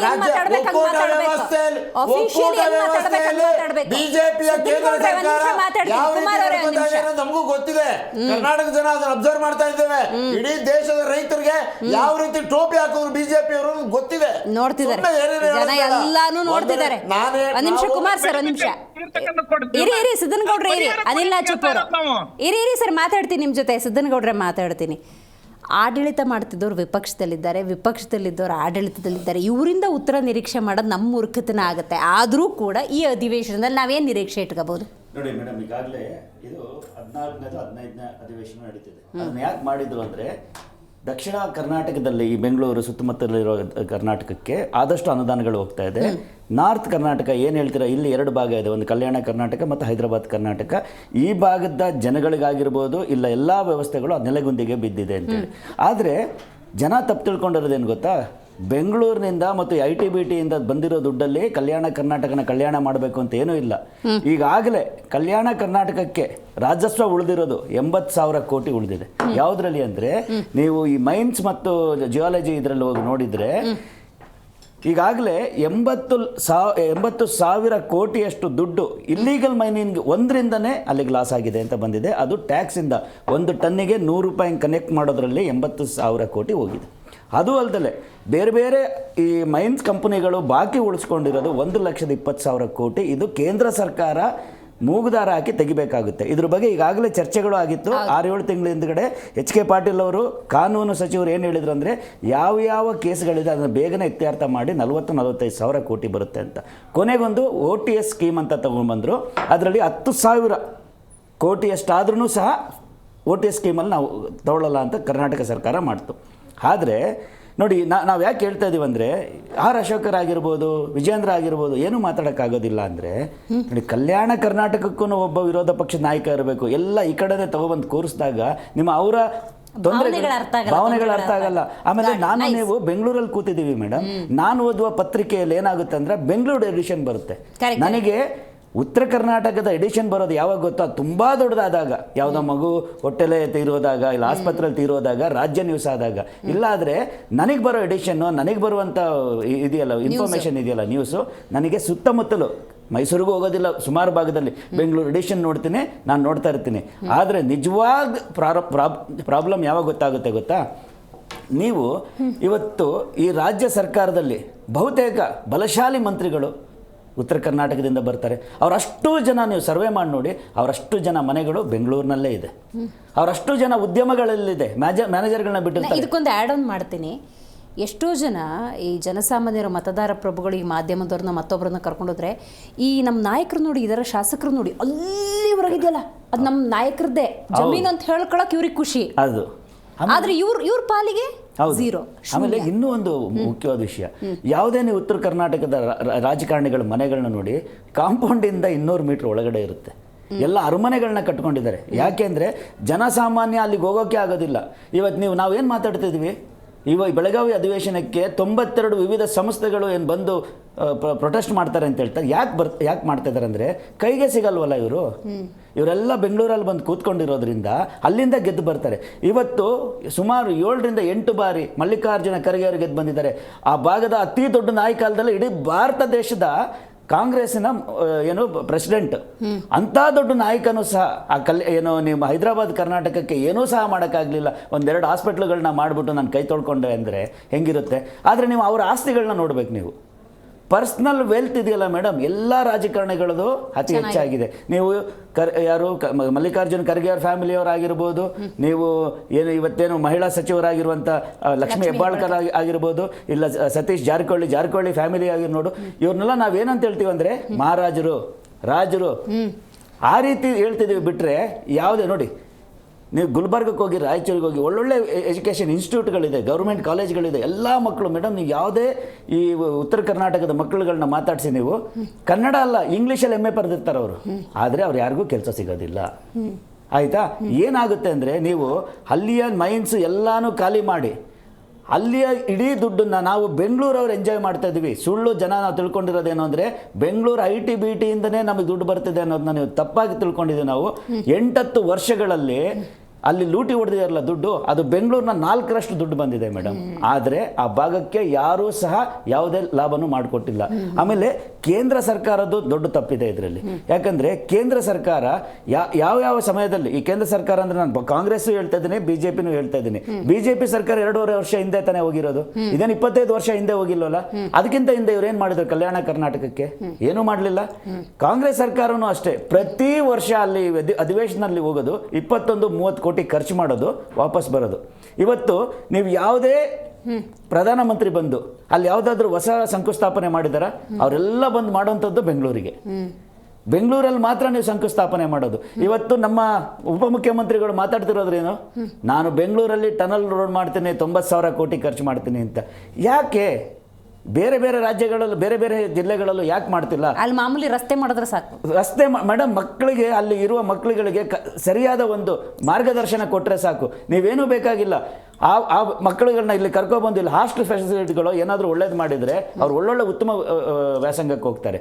ಆಮೇಲೆ ಹುಬ್ಳಿ, ಬೆಂಗಳೂರು ಅಂತ ಇನ್ನೊಂದು ನಗರ, ಅದನ್ನು ಎಷ್ಟು ನೆಲಗುಂದಿಗೆ ಬೀಳಿಸಿದ್ದಾರೆ ಅಂದರೆ, ಆ ಹುಬ್ಳಿಯಲ್ಲಿ ಯಾವುದೋ ದೊಡ್ಡ ದೊಡ್ಡ ಕಂಪ್ನಿಗಳೇ ಬರಲಿಲ್ಲ. ಇದೇ 20 ವರ್ಷದ ಮುಂದೆ ಜೀನ್ಸ್ ಪ್ಯಾಂಟ್ ಬೇಕಾಗಿದ್ದರೆ ನಿಮಗೆ ಬಳ್ಳಾರಿಯಲ್ಲಿ ಜೀನ್ಸ್ ಇದು ಕಾರ್ಖಾನೆಗಳಿತ್ತು, ಹುಬ್ಳಿಯಲ್ಲಿ ನಿಮಗೆ ಒಳ್ಳೊಳ್ಳೆ ಕಾರ್ಖಾನೆಗಳಿತ್ತು, ಅವೆಲ್ಲ ಶಿಫ್ಟ್ ಆಗೋಯಿತು. ಆಯಿತಾ? ಇವತ್ತು ಇಡೀ ರಾಜ್ಯದಲ್ಲಿ ಬೆಂಗಳೂರು ಒಂದು ಕೇಂದ್ರೀಕೃತವಾಗಿದೆ, ಅದು ಬಿಟ್ಟರೆ ಮಂಗಳೂರು, ಮೈಸೂರು. ಯಾಕೆ ನೀವು ಇನ್ನೊಂದು ಸೆಕೆಂಡ್ರಿ ನಗರವನ್ನು ಮಾಡ್ತಾ ಇಲ್ಲ? ಎಲ್ಲ ಮಾತಾಡೋದೇನು, ನಾವು ಆ ಭಾಗಗಳಿಗೆ 5,000 ಕೋಟಿ ಕೊಡ್ತೀವಿ ಅಂತ. 5,000 ಕೋಟಿ ಸಾಕಾ ಮೇಡಮ್?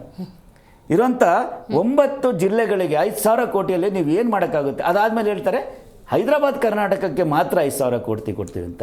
ಸ್ಟೇಜ್ ಮೇಲೆ ಹೇಳಿದರು ಮಲ್ಲಿಕಾರ್ಜುನ ಖರ್ಗೆ ಅವರು, ನೀವು 5,000 ಕೋಟಿ ಕೊಡ್ತೀನಿ ಅಂತ ದೊಡ್ಡದಾಗಿ ಹೇಳ್ತೀರಾ, ಅದರಲ್ಲಿ ಏನೂ ಮಾಡೋಕ್ಕಾಗೋದಿಲ್ಲ ಅಂತ. ಅನುದಾನಗಳು ಕೊಡಬೇಕಂದ್ರೆ ಇವತ್ತು ನಾವು ಮಾತಾಡ್ತೀವಲ್ಲ ಬೆಂಗಳೂರಲ್ಲಿ 90,000 ಕೋಟಿ, 1,40,000 ಕೋಟಿ ಕೊಡ್ತೀವಿ ಅಂತ. ಯಾಕೆ ನೀವು ಕಲ್ಯಾಣ ಕರ್ನಾಟಕಕ್ಕೆ ಅದರಲ್ಲಿ ಅರ್ಧ ಭಾಗ ಕೊಡೋದಿಲ್ಲ ಅಲ್ವಾ? 92 ವಿವಿಧ ಸಂಸ್ಥೆಗಳು ಬಂದು ನಿಮಗೆ ಅಲ್ಲಿ ಮುತ್ತಿಗೆ ಹಾಕಬೇಕಾ? ಆಮೇಲೆ BJP ಅವ್ರದ್ದು ಒಂದು ಮೊದಲನೇ ತಪ್ಪೇನು ಗೊತ್ತಾ? R ಅಶೋಕ್ ಅವರಾಗಿರ್ಬೋದು, ವಿಜೇಂದ್ರ ಅವರಾಗಿರ್ಬೋದು, ಯಾವುದೇ ದೊಡ್ಡ ಜ್ವಲಂತ ತೊಂದರೆಗಳಿಗೆ ಅಲ್ಲಿ ಹೋಗಲೇ ಇಲ್ಲ ಅವರು. ಮೊನ್ನೆ ಯಾವುದು ರೈತರು ಒಂದು ತೊಂದರೆ ಆಯ್ತಲ್ವಾ, ಅವಾಗ ಹೋಗಿದ್ರು. ಆಮೇಲೆ ಪ್ರತಿ ವರ್ಷ ನೀವು ರೈತರ ಆತ್ಮಹತ್ಯೆ ಇಂಡೆಕ್ಸ್ ತೆಗೀರಿ. 2007 ನಾನು ಜಿಲ್ಲೆಗಳಲ್ಲಿ ಹೇಳ್ತಿರೋದು, 2020-21ರಲ್ಲಿ ಕೊರೋನಾ ಇತ್ತು, ಆ ಸಮಯದಲ್ಲೆಲ್ಲ ಸೇರಿದರೆ 341, ಅದಾದರೂ ನೆಕ್ಸ್ಟು 342, ಅದಕ್ಕಿಂತ ಕಳೆದ ವರ್ಷ 300, ಇವಾಗ ಈಗ 2024-25 ಈ ಭಾಗದಲ್ಲಿ ಇನ್ನು 6 ತಿಂಗಳಿಗೆ 47 ಜನ ರೈತರು ಮರಣ ಹೊಂದಿದ್ದಾರೆ. ಕಮ್ಮಿ ಆಗಿದ್ದಾರೆ, ಜಾಸ್ತಿ ಆಗಿದ್ದಾರೆ ಅಂತಲ್ಲ, ನೀವೆಲ್ಲ ಕೊಡ್ತಿರೋ ಅನುದಾನಗಳು ಕರೆಕ್ಟಾಗಿ ಹೋಗ್ತಾ ಇದ್ರೆ ಯಾಕೆ ಇವತ್ತು ಸಹ ರೈತರುಗಳು ಆತ್ಮಹತ್ಯೆ ಮಾಡ್ಕೊತಿದ್ದಾರೆ? ಇವನ್ನೆಲ್ಲ ನೋಡಬೇಕು. ಆಮೇಲೆ ನೀರಾವರಿ ವ್ಯವಸ್ಥೆಗಳು, ಕೃಷ್ಣಾ ಮೇಲ್ದಂಡ ಯೋಜನೆ ಯಾವ ಕಾಲದಿಂದ ನೆಲಗುಂದಿಗೆ ಬಿದ್ದಿದೆ? ಆಯಿತು, BJP ಅವರು ದೊಡ್ಡದಾಗಿ ಮಾತಾಡ್ತಾರಲ್ಲ ಇವತ್ತು, ಯಾಕೆ ನೀವು ಗೋವಾ ಜೊತೆ ಮಾತಾಡಿಕೊಂಡು ಮಹದಾಯಿ ಯೋಜನೆಗೆ ನೀವು ಚಾಲನೆ ಕೊಡೋದಿಲ್ಲ? ಏನಾಗ್ತಿದೆ ಅಂದರೆ ಪ್ರತಿ ಬಾರಿ ಹೋಗೋದು, ಅಲ್ಲಿ ಮಾತಾಡೋದು, ದೊಡ್ಡ ದೊಡ್ಡ ಆಶ್ವಾಸನೆಗಳು ಕೊಡೋದು, ವಾಪಸ್ ಬರೋಂಥದ್ದು, ಇದೇ ಆಗ್ತಾ ಇದೆ. ರೈಟ್. ನಿರ್ಲಕ್ಷ್ಯಕ್ಕೆ ಉದಾಹರಣೆಯಾಗಿ ಅಧಿವೇಶನ ಏನಾದರೂ ಒಂದು ಫಲಶ್ರುತಿಯನ್ನು ಕೊಡುತ್ತಾ ಅನ್ನುವಂಥ ಕುತೂಹಲ. ಮಹೇಶ್ ಗೌಡ್ರೆ, ನಿಮ್ಮ BJP ನಾಯಕರೊಬ್ಬರು, ನಿಮ್ಮ ಮೈತ್ರಿಯ ನಾಯಕರೊಬ್ಬರು ಹೇಳಿದ್ದನ್ನು ನೆನಪಿಸ್ಕೊಳ್ಳೋದಾದರೆ 30ಕ್ಕೂ ಹೆಚ್ಚು ವಿಧೇಯಕಗಳ ಮಂಡನೆ ಮಾಡ್ಕೊಂಡು ಕಾಲಹರಣ ಮಾಡ್ತಿದ್ದಾರೆ, ರೈತರ ಬಗ್ಗೆ ಚರ್ಚೆ ಮಾಡ್ಬೋದಿತ್ತಲ್ಲ ಅಂತ ಹೇಳಿದ್ರು. ಹೌದಾ? ನೋಡಿ ಮೇಡಮ್, ರೈತರು ಅಂತ ಬಂದಾಗ ಮೊದಲನೇ ಬಾರಿಗೆ ರೈತರ ಪರವಾಗಿ ನಿಲ್ಲೋದೇ JDS ಪಕ್ಷ ಅಂತ ಈ ನಾಡಿನ ಜನತೆ ಗೊತ್ತಿದೆ. ನಾನು ಹೇಳೋದೇ ಬೇಡ. ಯಾವ ಕುಮಾರಸ್ವಾಮಿ ಅವರ ಸರ್ಕಾರದ ಅಧಿಕಾರದ ಅವಧಿಯಲ್ಲಿ 25,000 ಕೋಟಿ ಸಾಲ ಮನ್ನಾ ಆಯಿತು, ಅವರು ಸ್ವತಃ ಸತ್ತಂತ ರೈತಾಪಿ ವರ್ಗದ ಕುಟುಂಬಗಳಿಗೆ ಸ್ವತಃ 50,000 ಕೊಟ್ಟರು. ಇವತ್ತು ಸಹ ಉಚ್ಚಾರ ಮಾಡಿದ್ದಾರೆ. ಮಂಡ್ಯ ಜಿಲ್ಲೆಗೆ ನಿಮ್ಮ ಕೊಡುಗೆ ಏನು ಅಂತ ಹೇಳಿದ್ರೆ, ನಾನು ಅವತ್ತೇನಾದರೂ 900 ಕೋಟಿ ರೂಪಾಯಿ ನಮ್ಮ ಮಂಡ್ಯ ಜಿಲ್ಲೆ ಕೊಡಲಿಲ್ಲ ಅಂದರೆ 200 ರೈತರ ಆತ್ಮಹತ್ಯೆಗಳು, ಆ ಒಂದು ದೋಷ ನನ್ನ ಮೇಲೆ ಬರ್ತಿತ್ತು ಅಂತೇಳಿ. ಅದ್ರ ಬಗ್ಗೆ ಇನ್ನೊಂದು ದಿವಸ ಮಾತಾಡೋಣ. ಉತ್ತರ ಕರ್ನಾಟಕದ ಸಂಪೂರ್ಣ ಸಮಸ್ಯೆಗಳು ಇವತ್ತೇನಿದೆ, ಈ ರಾಷ್ಟ್ರದಲ್ಲಿ ಕಂಡು ಕೇಳರಿಯದ ಸಮಸ್ಯೆಗಳು ಉತ್ತರ ಕರ್ನಾಟಕದಲ್ಲಿ ಇದೆ. ಹೋದ ಬಾರಿ ವಿಧಾನಸೌಧದಲ್ಲಿ ನಡೆದಂತಹ ಏನು ಇದೇ ಸೆಷನ್ನಲ್ಲಿ ನಮ್ಮ ಉತ್ತರ ಕರ್ನಾಟಕದಿಂದ ಆಯ್ಕೆ ಆಗಿರುವಂತಹ ಶರಣಗೌಡ ಕಂದಕೂರ್ ಆಗಿರ್ಲಿ, ಕರಿಯಮ್ಮ ಜಿ ನಾಯಕ್ ಅವರಾಗಿರ್ಲಿ, ಇಬ್ರು ಸಹ ಕಣ್ಣೀರು ಹಾಕಿದ್ರು, ಒಂದು ಲೋಟ ಟೀ ಕುಡಿಲಿಲ್ಲ. ನಿಮ್ ಖಾಲಿ ಬಿಡ್ತೀನಿ ಕೊಡ್ರಿ ಅನುದಾನವನ್ನ ಅಂತ. ಯೋಗ್ಯತೆಗೆ 10,000 ಕೋಟಿ ಅಲ್ಲ, 10 ಕೋಟಿ ರೂಪಾಯಿನೂ ಸಹ ಕೊಡ್ಲಿಲ್ಲ, 10 ಕೋಟಿ ಕೊಡ್ಲಿಲ್ಲ. ಅದೇ ನಮ್ಮದೇ ನಾಯಕರನ್ನ ಬಿಡಿ, ಗವಿಯಪ್ಪ ಯಾರು? ಬಳ್ಳಾರಿಯ ಒಬ್ಬ ಶಾಸಕ. ನನಗೆ ಬೇಡಕ್ಕೆ ಬೇಡ ಶಾಸಕ ಸ್ಥಾನ, ರಾಜೀನಾಮೆ ಕೊಡ್ತೀನಿ ಅಂದ್ರು. BR ಪಾಟೀಲ್ ಯಾರು? ಇವರು ಉತ್ತರ ಕರ್ನಾಟಕದ ಒಬ್ಬನೇ ಒಬ್ಬ ಶಾಸಕನಿಗೆ 10 ರೂಪಾಯಿ ನಯಾ ಪೈಸೆ ಕೊಟ್ಟಿಲ್ಲ. MB ಪಾಟೀಲ್ ತೆಗೆದುಕೊಳ್ಳಿ, ಅಥವಾ ಲಾಡ್ ಅವ್ರು ತೆಗೆದುಕೊಳ್ಳಿ, ಅಥವಾ ಅಲ್ಲಿ ಬರುವಂತಹ ಏನು ಕಾನೂನು ಮಂತ್ರಿ ಇವತ್ತಿದ್ದಂತ ಪಾಟೀಲ್ ಅವರನ್ನ ತೆಗೆದುಕೊಳ್ಳಿ, ಅಥವಾ ಬೀದರ್ ಜಿಲ್ಲೆಯ ಉಸ್ತುವಾರಿ ಮಂತ್ರಿ ಈಗಿದಾರಲ್ಲಪ್ಪ ನಮ್ಮ ಅರಣ್ಯ ಮಂತ್ರಿ ಕಂಡ್ರೆ ಅವರನ್ನ ತೆಗೆದುಕೊಳ್ಳಿ. ಇವರೆಲ್ಲವನ್ನ ಆಧಾರವಾಗಿ ಇಟ್ಕೊಂಡು ಇವತ್ತು ನಾನು ಮಾತನಾಡ್ತೀನಿ. ಆಯ್ತು, ಮಲ್ಲಿಕಾರ್ಜುನ್ ಖರ್ಗೆ ಅವರ ಸಾಹೇಬ್ರು ಮಗ ಕುಮಾರಣ್ಣ ಹೇಳಿದ್ರು ಶಿಕ್ಷಣದಲ್ಲಿ ಭಯಾನಕವಾದ ಶಾಲೆಗಳನ್ನ ಕಟ್ಟಿದೀವಿ ಅಂತ.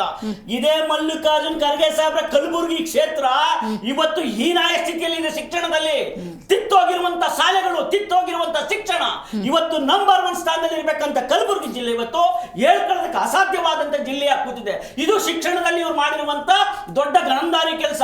ನಂಬರ್ 1. ನಂಬರ್ 2 ಯಾದಗಿರಿ. 15 ವರ್ಷ ಆಗಿದೆ ಯಾದಗಿರಿ ಜಿಲ್ಲೆ ಆಗಿ. ಯೋಗ್ಯತೆಗಳು ಇದುವರೆಗೂ ಮೇಡಮ್ ಒಂದೇ ಒಂದು ಚರಂಡಿ ಇಲ್ಲ, ಒಂದೇ ಒಂದು ಚರಂಡಿ ಇಲ್ಲ. ಯಾದಗಿರಿ ಜಿಲ್ಲೆ ಅಂತ ಹೇಳಿದ್ರೆ ಭತ್ತದ ಕಣ. 2.5 ವರ್ಷದಿಂದ ಇಲ್ವಾ? ಅದಕ್ಕಿಂತ ಮುಂಚಿಂದನೂ ಇಲ್ವಾ? ಅಲ್ಲಿ ಗೊತ್ತಿದೆ ಹೇಳಿ ಯಾರು ಅಂತ. 50 ವರ್ಷಗಳ ಘೋಷಣೆ ಯಾರು ಬೇಕಾದ್ರು ಮಾಡ್ತಾರೆ ಸರ್. ಆಮೇಲೆ ಸರ್ಕಾರಗಳ ಗಮನ ಯಾದಗಿರಿ ಜಿಲ್ಲೆ ಮೇಡಮ್ 3000 ಹೆಕ್ಟೇರ್ ಪ್ರದೇಶವನ್ನು ವಶಪಡಿಸಿಕೊಳ್ಳಲಾಯಿತು. ಎಲ್ಲಿ ಕಡಚೂರು ಒಂದು ಸ್ಥಳದಲ್ಲಿ ಇಂಡಸ್ಟ್ರಿಯಲ್ ಸೆಕ್ಟರ್ ಮಾಡ್ತೀವಿ ಅಂತ ಹೇಳಿ ಯೋಗ್ಯತೆಗೆ ಇದುವರೆಗೂ ಇಂಡಸ್ಟ್ರಿಯಲ್ ಒಂದೇ ಒಂದು ಕಂಪನಿ ಬರಲಿಲ್ಲ. ಎಲ್ಲಿ ಯಾದಗಿರಿಯಲ್ಲಿ. ಅಲ್ಲ ಸರ್, ಈಗ ಮಾತಾಡೋದು ಬರೀ 2.5 ವರ್ಷದ ಕತೆನಾ? ನೋಡಿ ಮೇಡಮ್, 2.5 ವರ್ಷದ ಕಾಲ ಹೇಳ್ಬಿಡ್ತೀನಿ. 2.5 ವರ್ಷದ ಕತೆ. ಇವರು ರೈತರ ಹೆಸರು ಹೇಳ್ಕೊಂಡು, ಜನಸಾಮಾನ್ಯರ ಹೆಸರು ಹೇಳ್ಕೊಂಡು ಸರ್ಕಾರಿ ಅಧಿಕಾರಿ ಬಂದ್ರಲ್ಲ. 2.5 ವರ್ಷದಲ್ಲಿ ಇವರು ಉತ್ತರ ಕರ್ನಾಟಕಕ್ಕೆ 1 ರೂಪಾಯಿ ನ್ಯಾಯ ಕೊಟ್ಟಿಲ್ಲ. ಮಾತಾಡಿ ನೀನು ಮುಖ್ಯಮಂತ್ರಿ ನಿರ್ಲಕ್ಷ್ಯ ಆಗಿದೆ ಅಂತ ಹೇಳಿದ್ರೆ ನೀನು ಮುಖ್ಯಮಂತ್ರಿ, ನಾನು ಮುಖ್ಯಮಂತ್ರಿ.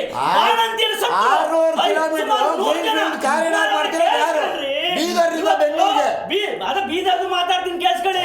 ಬಾಣಂತಿಯರ್ ಸತ್ರು ಎಲ್ಲಿ? ವಿಜಯನಗರದಲ್ಲಿ. ಬಾಣಂತಿಯರ್ ಸತ್ತಾಗ ಸರ್ಕಾರ ಹೋಯ್ತಾ? ಇದೇ ರೈತಾಪಿ ವರ್ಗ ಬೆಂಕಿ ಹಚ್ಚಿದ್ರು. ಎಲ್ಲಿಗೆ? ಇದೇ ಸಕ್ಕರೆ ಶುಗರ್ ಫ್ಯಾಕ್ಟರಿಗೆ ಸಮಸ್ಯೆಗಳಿಗೆ ಸಂಬಂಧಪಟ್ಟಂತೆ ರೈತರ ಪರವಾಗಿ ಮಾತನಾಡಿದ್ರ. ಇವತ್ತು ಬೇಳೆಕಾಳುಗಳ ಬಗ್ಗೆ ಮಾತನಾಡ್ತಾ ಇದ್ದಾರೆ. ದೊಡ್ಡದಾಗಿ ಮಾರುಕಟ್ಟೆಗಳನ್ನ ಮಾಡ್ತೀನಿ, ಆ ಸೆಕ್ಟರ್ ತೆಗಿತೀನಿ ಅಂತ. ಕೇಂದ್ರ ಸರ್ಕಾರ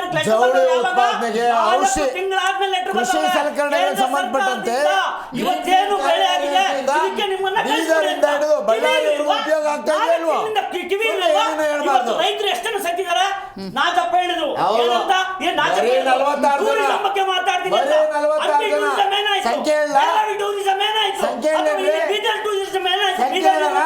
ಮೇಡಮ್ ಇನ್ನೊಂದೇನಪ್ಪ, ಕಪ್ಪತ್ತು ಗುಡ್ಡವನ್ನು ಏನು ಇಡೀ ರಾಷ್ಟ್ರದಲ್ಲಿ ಸಿದ್ದರಾಮಯ್ಯನವರು ಒಣಭಾಷಣವನ್ನ ಕೇಳಿ ಉತ್ತರ ಕರ್ನಾಟಕ ಜನ ಸತ್ತೋಗಿದ್ದಾರೆ. ಕುಮಾರ್ ಅವ್ರು ಏನ್ ಗೊತ್ತಾ? ಕುಮಾರ್ ಅವರು ಮಂಡ್ಯ ಜಿಲ್ಲೆಯಲ್ಲಿ ಇದ್ದಾರೆ. ಕುಮಾರ್ ಅವ್ರನ್ನ ಒಂದೇ ಒಂದು ವಾರ ಬೆಳಗಾವಿ ನಿಲ್ಲಿಸಿ ಕುಮಾರ್ ಅವರು ಗೊತ್ತಾಗುತ್ತೆ. ಕೊಟ್ಟ ದಿನಕ್ಕೆ ಯೋಗ್ಯತೆ ಬೇಕು ನಮ್ಗೆಲ್ಲ. ಸಿ ಮೇಡಮ್ ಇನ್ನೊಂದೇನಪ್ಪ ಅಂತ ಹೇಳಿದ್ರೆ ಇವತ್ತು ಒಂದು ಮಾತಾಡ್ತೀನಿ, ಕಾಂಗ್ರೆಸ್ ಸರ್ಕಾರಕ್ಕೆ ಬೆಳಗಾವಿ ಅಧಿವೇಶನ ಮಾಡೋದಕ್ಕೆ ಯೋಗನೂ ಇಲ್ಲ, ಯೋಗ್ಯತೆನೂ ಇಲ್ಲ. ಇವತ್ತೇನಪ್ಪ ಯೋಗ್ಯತೆ ಇದ್ದುತ್ತೆ ಅಂದ್ರೆ ಇವತ್ತೊಂದು ಚರಂಡಿ ಮಾಡಿದಾರ, ಒಂದ್ ಚರಂಡಿ ಪೂಜೆ ಮಾಡಿದ್ರೆ ತೋರಿಸಿ. ಹಾವೇರಿಗಿಂತ ಹಿಡ್ಕೊಂಡು ಒಟ್ಟು ನಾನು ಚರಂಡಿ ಪೂಜೆ ರಾಜಕಾರಣ ಮಾಡೋದಿಲ್ಲ.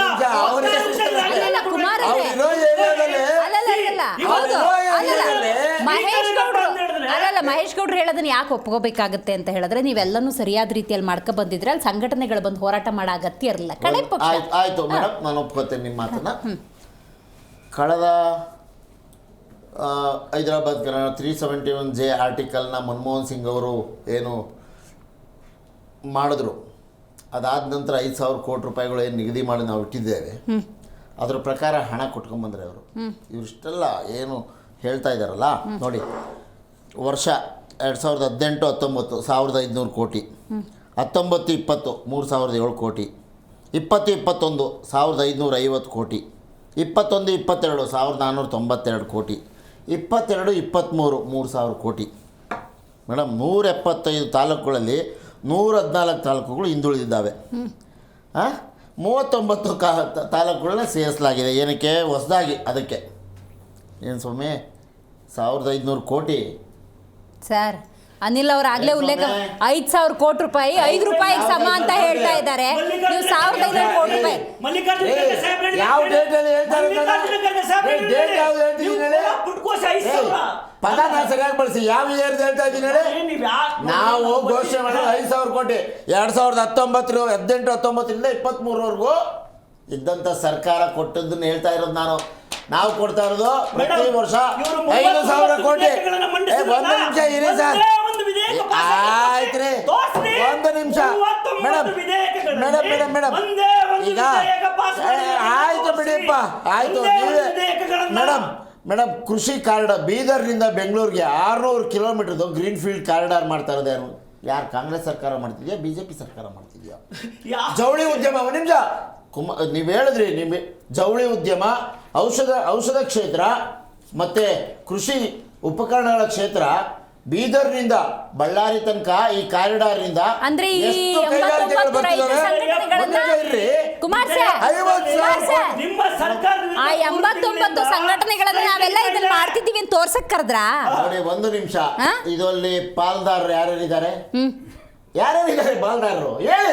ರೈತ ಸಂಘಟನೆಯಲ್ಲಿ ಒಂದು ನಿಮಿಷ ಒಂದು ನಿಮಿಷ ಮೇಡಮ್, ಈಗೇನು 84 ಸಂಸ್ಥೆಗಳು ಬಂದು ಏನು ಪ್ರತಿಭಟನೆ ಮಾಡಕ್ ಹೊರಟಿದ್ದಾವೆ. ಬೆಂಗಳೂರಲ್ಲಿ ಅಧಿವೇಶನ ನಡೀತಿರುವಾಗ ನಮ್ಮ ಫ್ರೀಡಂ ಪಾರ್ಕಲ್ಲಿ ಯಾರು ಪ್ರತಿಭಟನೆ ಮಾಡಲೇ ಇಲ್ವಾಗಿದ್ರೆ ಒಂದು ಸಂಸ್ಥೆಯು ಮಾಡ್ಲಿಲ್ವಾ ಮೇಡಮ್? ಬೇಕಾದಷ್ಟು ಮಾಡಿದ್ದಾರೆ. ಮಾತ್ರ ಸಂಖ್ಯೆ ಹೇಳ್ತಿದ್ರಿ, ಇಲ್ಲೂ ಅಷ್ಟೇ ಸಂಖ್ಯೆ ಪ್ರತಿಭಟನೆ ಮಾಡಿದ್ರು. ಆಶಾ ಅಂಗನವಾಡಿ ಪೌರ ಕಾರ್ಮಿಕರಿಂದ ಹಿಡಿದು ಪ್ರತಿಯೊಬ್ಬರು ಹೋರಾಟ ಮಾಡಿದ್ದಾರೆ. ರೈತ ಸಂಘಟನೆಗಳು ಮಾಡಿದ್ದಾವೆ. ಆಯ್ತು, ಕುಮಾರಸ್ವಾಮಿ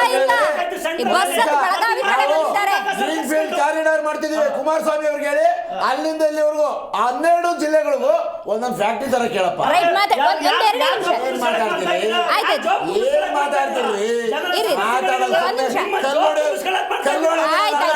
ಬರೀ ಕಲ್ಲೋಡ ನಿಮ್ಮ ಹೊಣೆಗಾರಿಕೆ ನಿಮಿಷ ನೋಡಿ, ಕಳೆದ 2.5 ವರ್ಷದಲ್ಲಿ ನಾನಾ ನೀನಾ ಸಿಎಂ ಗಾದಿಲೆ ಸಿದ್ದರಾಮಯ್ಯ ಮತ್ತು DK ಶಿವಕುಮಾರ್ ಕೇಂದ್ರಿತವಾಗಿ ಇರೋರ ಈ ಸರ್ಕಾರ ಜೊತೆ ಒಳ್ಳೆ ನಿರೀಕ್ಷೆ ಮಾಡೋದಕ್ಕೆ ಸಾಧ್ಯನಾ? ರೈತರ ಬಗ್ಗೆ ಗಮನ ಹಾಕ್ತಾರೆ, ನಿರೀಕ್ಷೆ ಇಟ್ಕೋಬಹುದಾ? ನೋ ಸರ್, ಇದು ವ್ಯಾಲಿಡ್, ಇದೇ ವ್ಯಾಲಿಡ್ 2.5 ವರ್ಷದಲ್ಲಿ ಬರೀ ಹೋರಾಟಗಳು. ಇಬ್ಬ ನಾಯಕರ ಕೇಂದ್ರಿತವಾಗಿದೆ. ನಿಮ್ ಡಾಕ್ಟರ್ ಜಿ ಪರಮೇಶ್ವರ್ ಹೇಳ್ತಾರೆ, ನನ್ನ ಬ್ರೇಕ್ಫಾಸ್ಟ್ ಕರೆದಿದ್ರೆ ನಾನು ಬರ್ತಿದ್ದೆ ಅಂತ ಹೇಳಿ. ಅಂತ ಸಿಚುವೇಶನ್ ಗೌಡ್ರ ಹೇಳಿ, ಇವರಿಂದ ನಿರೀಕ್ಷೆ ಮಾಡಕ್ ಸಾಧ್ಯನಾ? ವಾಟ್ಸ್ಆಪ್ ಯೂನಿವರ್ಸಿಟಿ ಇವರು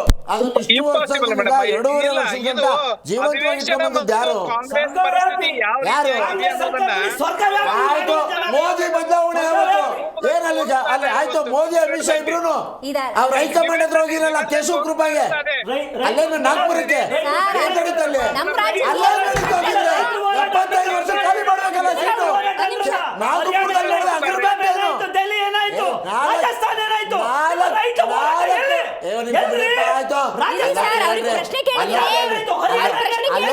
ಅಲ್ಲೋ ಕೇಳ್ರಿ,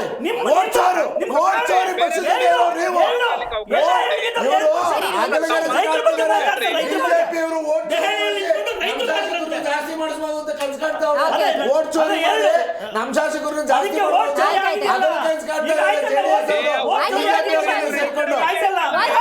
ಒಂದ್ ನಿಮಿಷ ಮಾತಾಡ್ತಿದ್ದಾರೆ. ಸಿದ್ದನಗೌಡ ಕುಮಾರ್ ಸರ್ ಇನ್ನೊಬ್ರು ಮಾತಾಡಕ್ಕಿದ್ದಾರೆ, ನಂತರ ಇರೋದೇ 1 ನಿಮಿಷ.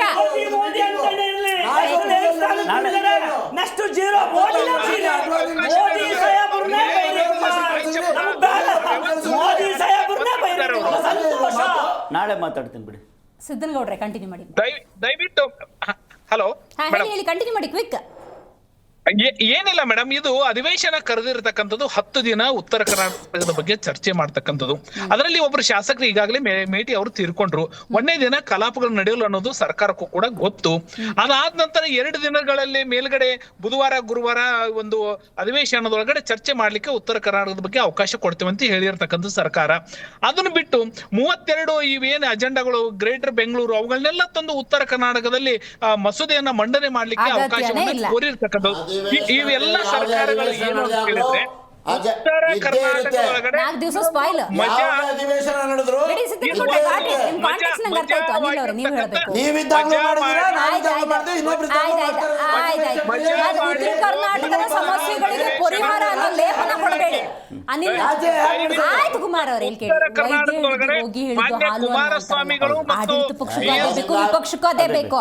10 ದಿವಸ ಕಾಲಹರಣನೆ ಆಯಿತು. ಮತ್ತೀಗ ನೋಡಿ, ಬೆಂಗಳೂರಿಗೆ ಏನು ಗ್ರೇಟರ್ ಬೆಂಗಳೂರು ಬಗ್ಗೆ ಮಾಡಕ್ಕೆ ಹೋಗ್ತಾರಲ್ವಾ, ಇದನ್ನ ಅಶೋಕ್ ಅವರು ಸಹ ಅದನ್ನ ವೆಲ್ಕಮ್ ಮಾಡ್ತಾರೆ. ಯಾಕಂದ್ರೆ ಅಶೋಕ್ ಅವರು ವೆಲ್ಕಮ್ ಮಾಡ್ತಾರೆ. ಈಗ ಅಲ್ಲೋಗಿ ಏನು ನೀವು ವಿರೋಧಿಸ್ತಾರೆ. ಊರಾಡ್ಸಲ್ಲ. ಯಾಕೆ ಊರಾಡ್ಸಲ್ಲ ಅಂದ್ರೆ ಕಿಕ್ ಬ್ಯಾಕ್ಗಳು ಬರಬೇಕಲ್ಲ ಮೇಡಮ್. ಇವತ್ತು ಯಾವ ಪರಿಸ್ಥಿತಿಗೆ ಬಂದಿದೆ ವಿರೋಧ ಪಕ್ಷ ಅಂದ್ರೆ, ಯಾವುದೇ ರಸ್ತೆಗಿಳಿದು ನೀವು ಹೋರಾಟ ನಾನು ಯಾಕೆ ಹೇಳ್ತಾ ಇದ್ದೀನಿ ಕೇಳಿ. ನೋಡಿ, ಉತ್ತರ ಕರ್ನಾಟಕದಲ್ಲಿ ಅದೇನು ಸುಮ್ಮನೆ ಇರೋದಲ್ಲ, ಏನು ನೂರಾರು ವರ್ಷಗಳಿಂದ ಹಂಪಿ ಆಗಿರ್ಬೋದು, ಐಹೊಳೆ, ಬಾದಾಮಿ, ಇವೆಲ್ಲ ಟೂರಿಸಂ ಪ್ಲೇಸ್ಗಳಿದೆ. ಇದನ್ನು ಯಾವತ್ತಾದರೂ ಈ ಜಾಗಗಳಲ್ಲಿ ಟೂರಿಸಂ ಮಾಡ್ಬೋದು ಅಂತ ಇನ್ನೊಂದು ಬಾರಿ ಹೇಳಿದ್ದಾದರೆ, ಜನಾರ್ದನ್ ರೆಡ್ಡಿ ಯಾವಾಗ ಮಿನಿಸ್ಟರ್ ಆಗಿದ್ದಾಗ ಸ್ವಲ್ಪ ಆ ಭಾಗಗಳಲ್ಲಿ ಸ್ವಲ್ಪ ಅನುದಾನಗಳನ್ನ ಕೊಟ್ಟು, ಇವತ್ತು ನೀವು ಆ ಜಾಗಗಳಿಗೆ ಹೋಗಿ, ಯಾವುದೇ ನೀವು ರಾಜ್ಯದ ಬೇರೆ ಜಾಗಗಳಿಗೆ ಹೋಗಿ, ಜಂಗುಳಿ ಇರುತ್ತೆ, ಅಲ್ಲಿ ತುಂಬ ಶಾಂತವಾಗಿರುತ್ತೆ, ಉತ್ತಮವಾದ ವ್ಯವಸ್ಥೆ ಇದೆ. ಆದರೆ ಏನು ನೀವು ಈ ರಸ್ತೆ ಮಾರ್ಗದಲ್ಲಿ ಮಾತ್ರ ಹೋಗಬೇಕು ಬಿಟ್ಟು, ನೀವು ವೈಮಾನಿಕ ಏನಾದರೂ ಕರೆಕ್ಟಾಗಿ ಮಾಡಿದರೆ, ಹುಬ್ಳಿ ಆಗಿರ್ಬೋದು, ಅದು ಸುತ್ತಮುತ್ತಲಿನ ಜಾಗಗಳಿಗೆ, ಈ ಎಲ್ಲ ಜಾಗಗಳು ಏನಾಗುತ್ತೆ ಅಂದರೆ ನಿಮಗೆ ಟೂರಿಸಂ ಇಂಪ್ರೂವ್ಮೆಂಟ್ ಆಗಬೇಕು. ಅದಾದ ನಂತರ ಒಂದೊಂದಾಗೆ ಬೆಳಿಬೋದು. ಇವತ್ತು ಏನಾಗ್ತಿದೆ ಅಂದರೆ, ಆ ಜಾಗಗಳ ಬಗ್ಗೆ ಯಾರೂ ಸಹ ಸರಿಯಾಗಿ ಕಾಳಜಿ ವಹಿಸಿಲ್ಲ. ಎಲ್ಲ ಗೋವಾಕ್ಕೆ ಹೋಗ್ತಾರೆ, ಇಲ್ಲಾಂದರೆ ನಿಮಗೆ ಗೋಕರ್ಣಕ್ಕೆ ಹೋಗ್ತಾರೆ. ಈ ಜಾಗಗಳು ಮುಗಿಸ್ಕೊಂಡು ಹೋಗೋಂಥದ್ದು ಏನಂದರೆ, ಎಲ್ಲನೂ ಆದಮೇಲೆ ಒಂದು ನಗರ ಬೆಳೆಯೋದು. ನಮಗಿಂತ ಮೊದಲು ಚೆನ್ನಾಗಿದ್ದಂಥ ನಗರಗಳವೆಲ್ಲ, ಏನು ಬೆಂಗಳೂರು, ಮೈಸೂರಿಗಿಂತ ಹೆಚ್ಚಾಗಿ ಚೆನ್ನಾಗಿದ್ದ ನಗರಗಳು, ಅದನ್ನು ನೆಲೆಗುಂದಿಗೆ ಬೀಳೋದಕ್ಕೆ ಸ್ವತಂತ್ರ ನಂತರ ಬಂದಿರುವ ಈ ಆಡಳಿತ ಪಕ್ಷಗಳೇ ಕಾರಣ ಅಂತ ನಾನು ಹೇಳ್ತೀನಿ. ರೈಟ್. ಮಹೇಶ್ ಗೌಡರು, ಅನಿಲ್ ರಾಜಪ್ಪ ಅವರು, ಕುಮಾರ್ ಅವರು, ಸಿದ್ದನಗೌಡರು ಕಾರ್ಯಕ್ರಮದಲ್ಲಿ ಭಾಗಿಯಾಗಿದ್ದಕ್ಕಾಗಿ ಧನ್ಯವಾದಗಳು. ನಾವೇ ಪ್ರಜುಡೈಸ್ ಅಥವಾ ಪೂರ್ವಾಗ್ರಹ ಆಗೋದು ಬೇಡ. ಈ ಒಂದು ಅಧಿವೇಶನದಲ್ಲಿ ರೈತರ ಬಗ್ಗೆ ಚರ್ಚೆ ಆಗಲಿ, ಸೂಕ್ತ ಪರಿಹಾರ ಸಿಗಲಿ ಅಂತ ಹೇಳ್ತೇವೆ. ಇವತ್ತಿನ ಕಾರ್ಯಕ್ರಮವನ್ನು ಮುಗಿಸೋಣ. ನೋಡ್ತಾ ಇರಿ ಜೀ ಕನ್ನಡ ನ್ಯೂಸ್, ಸತ್ಯವೇ ಸುದ್ದಿಯ ಜೀವಾಳ.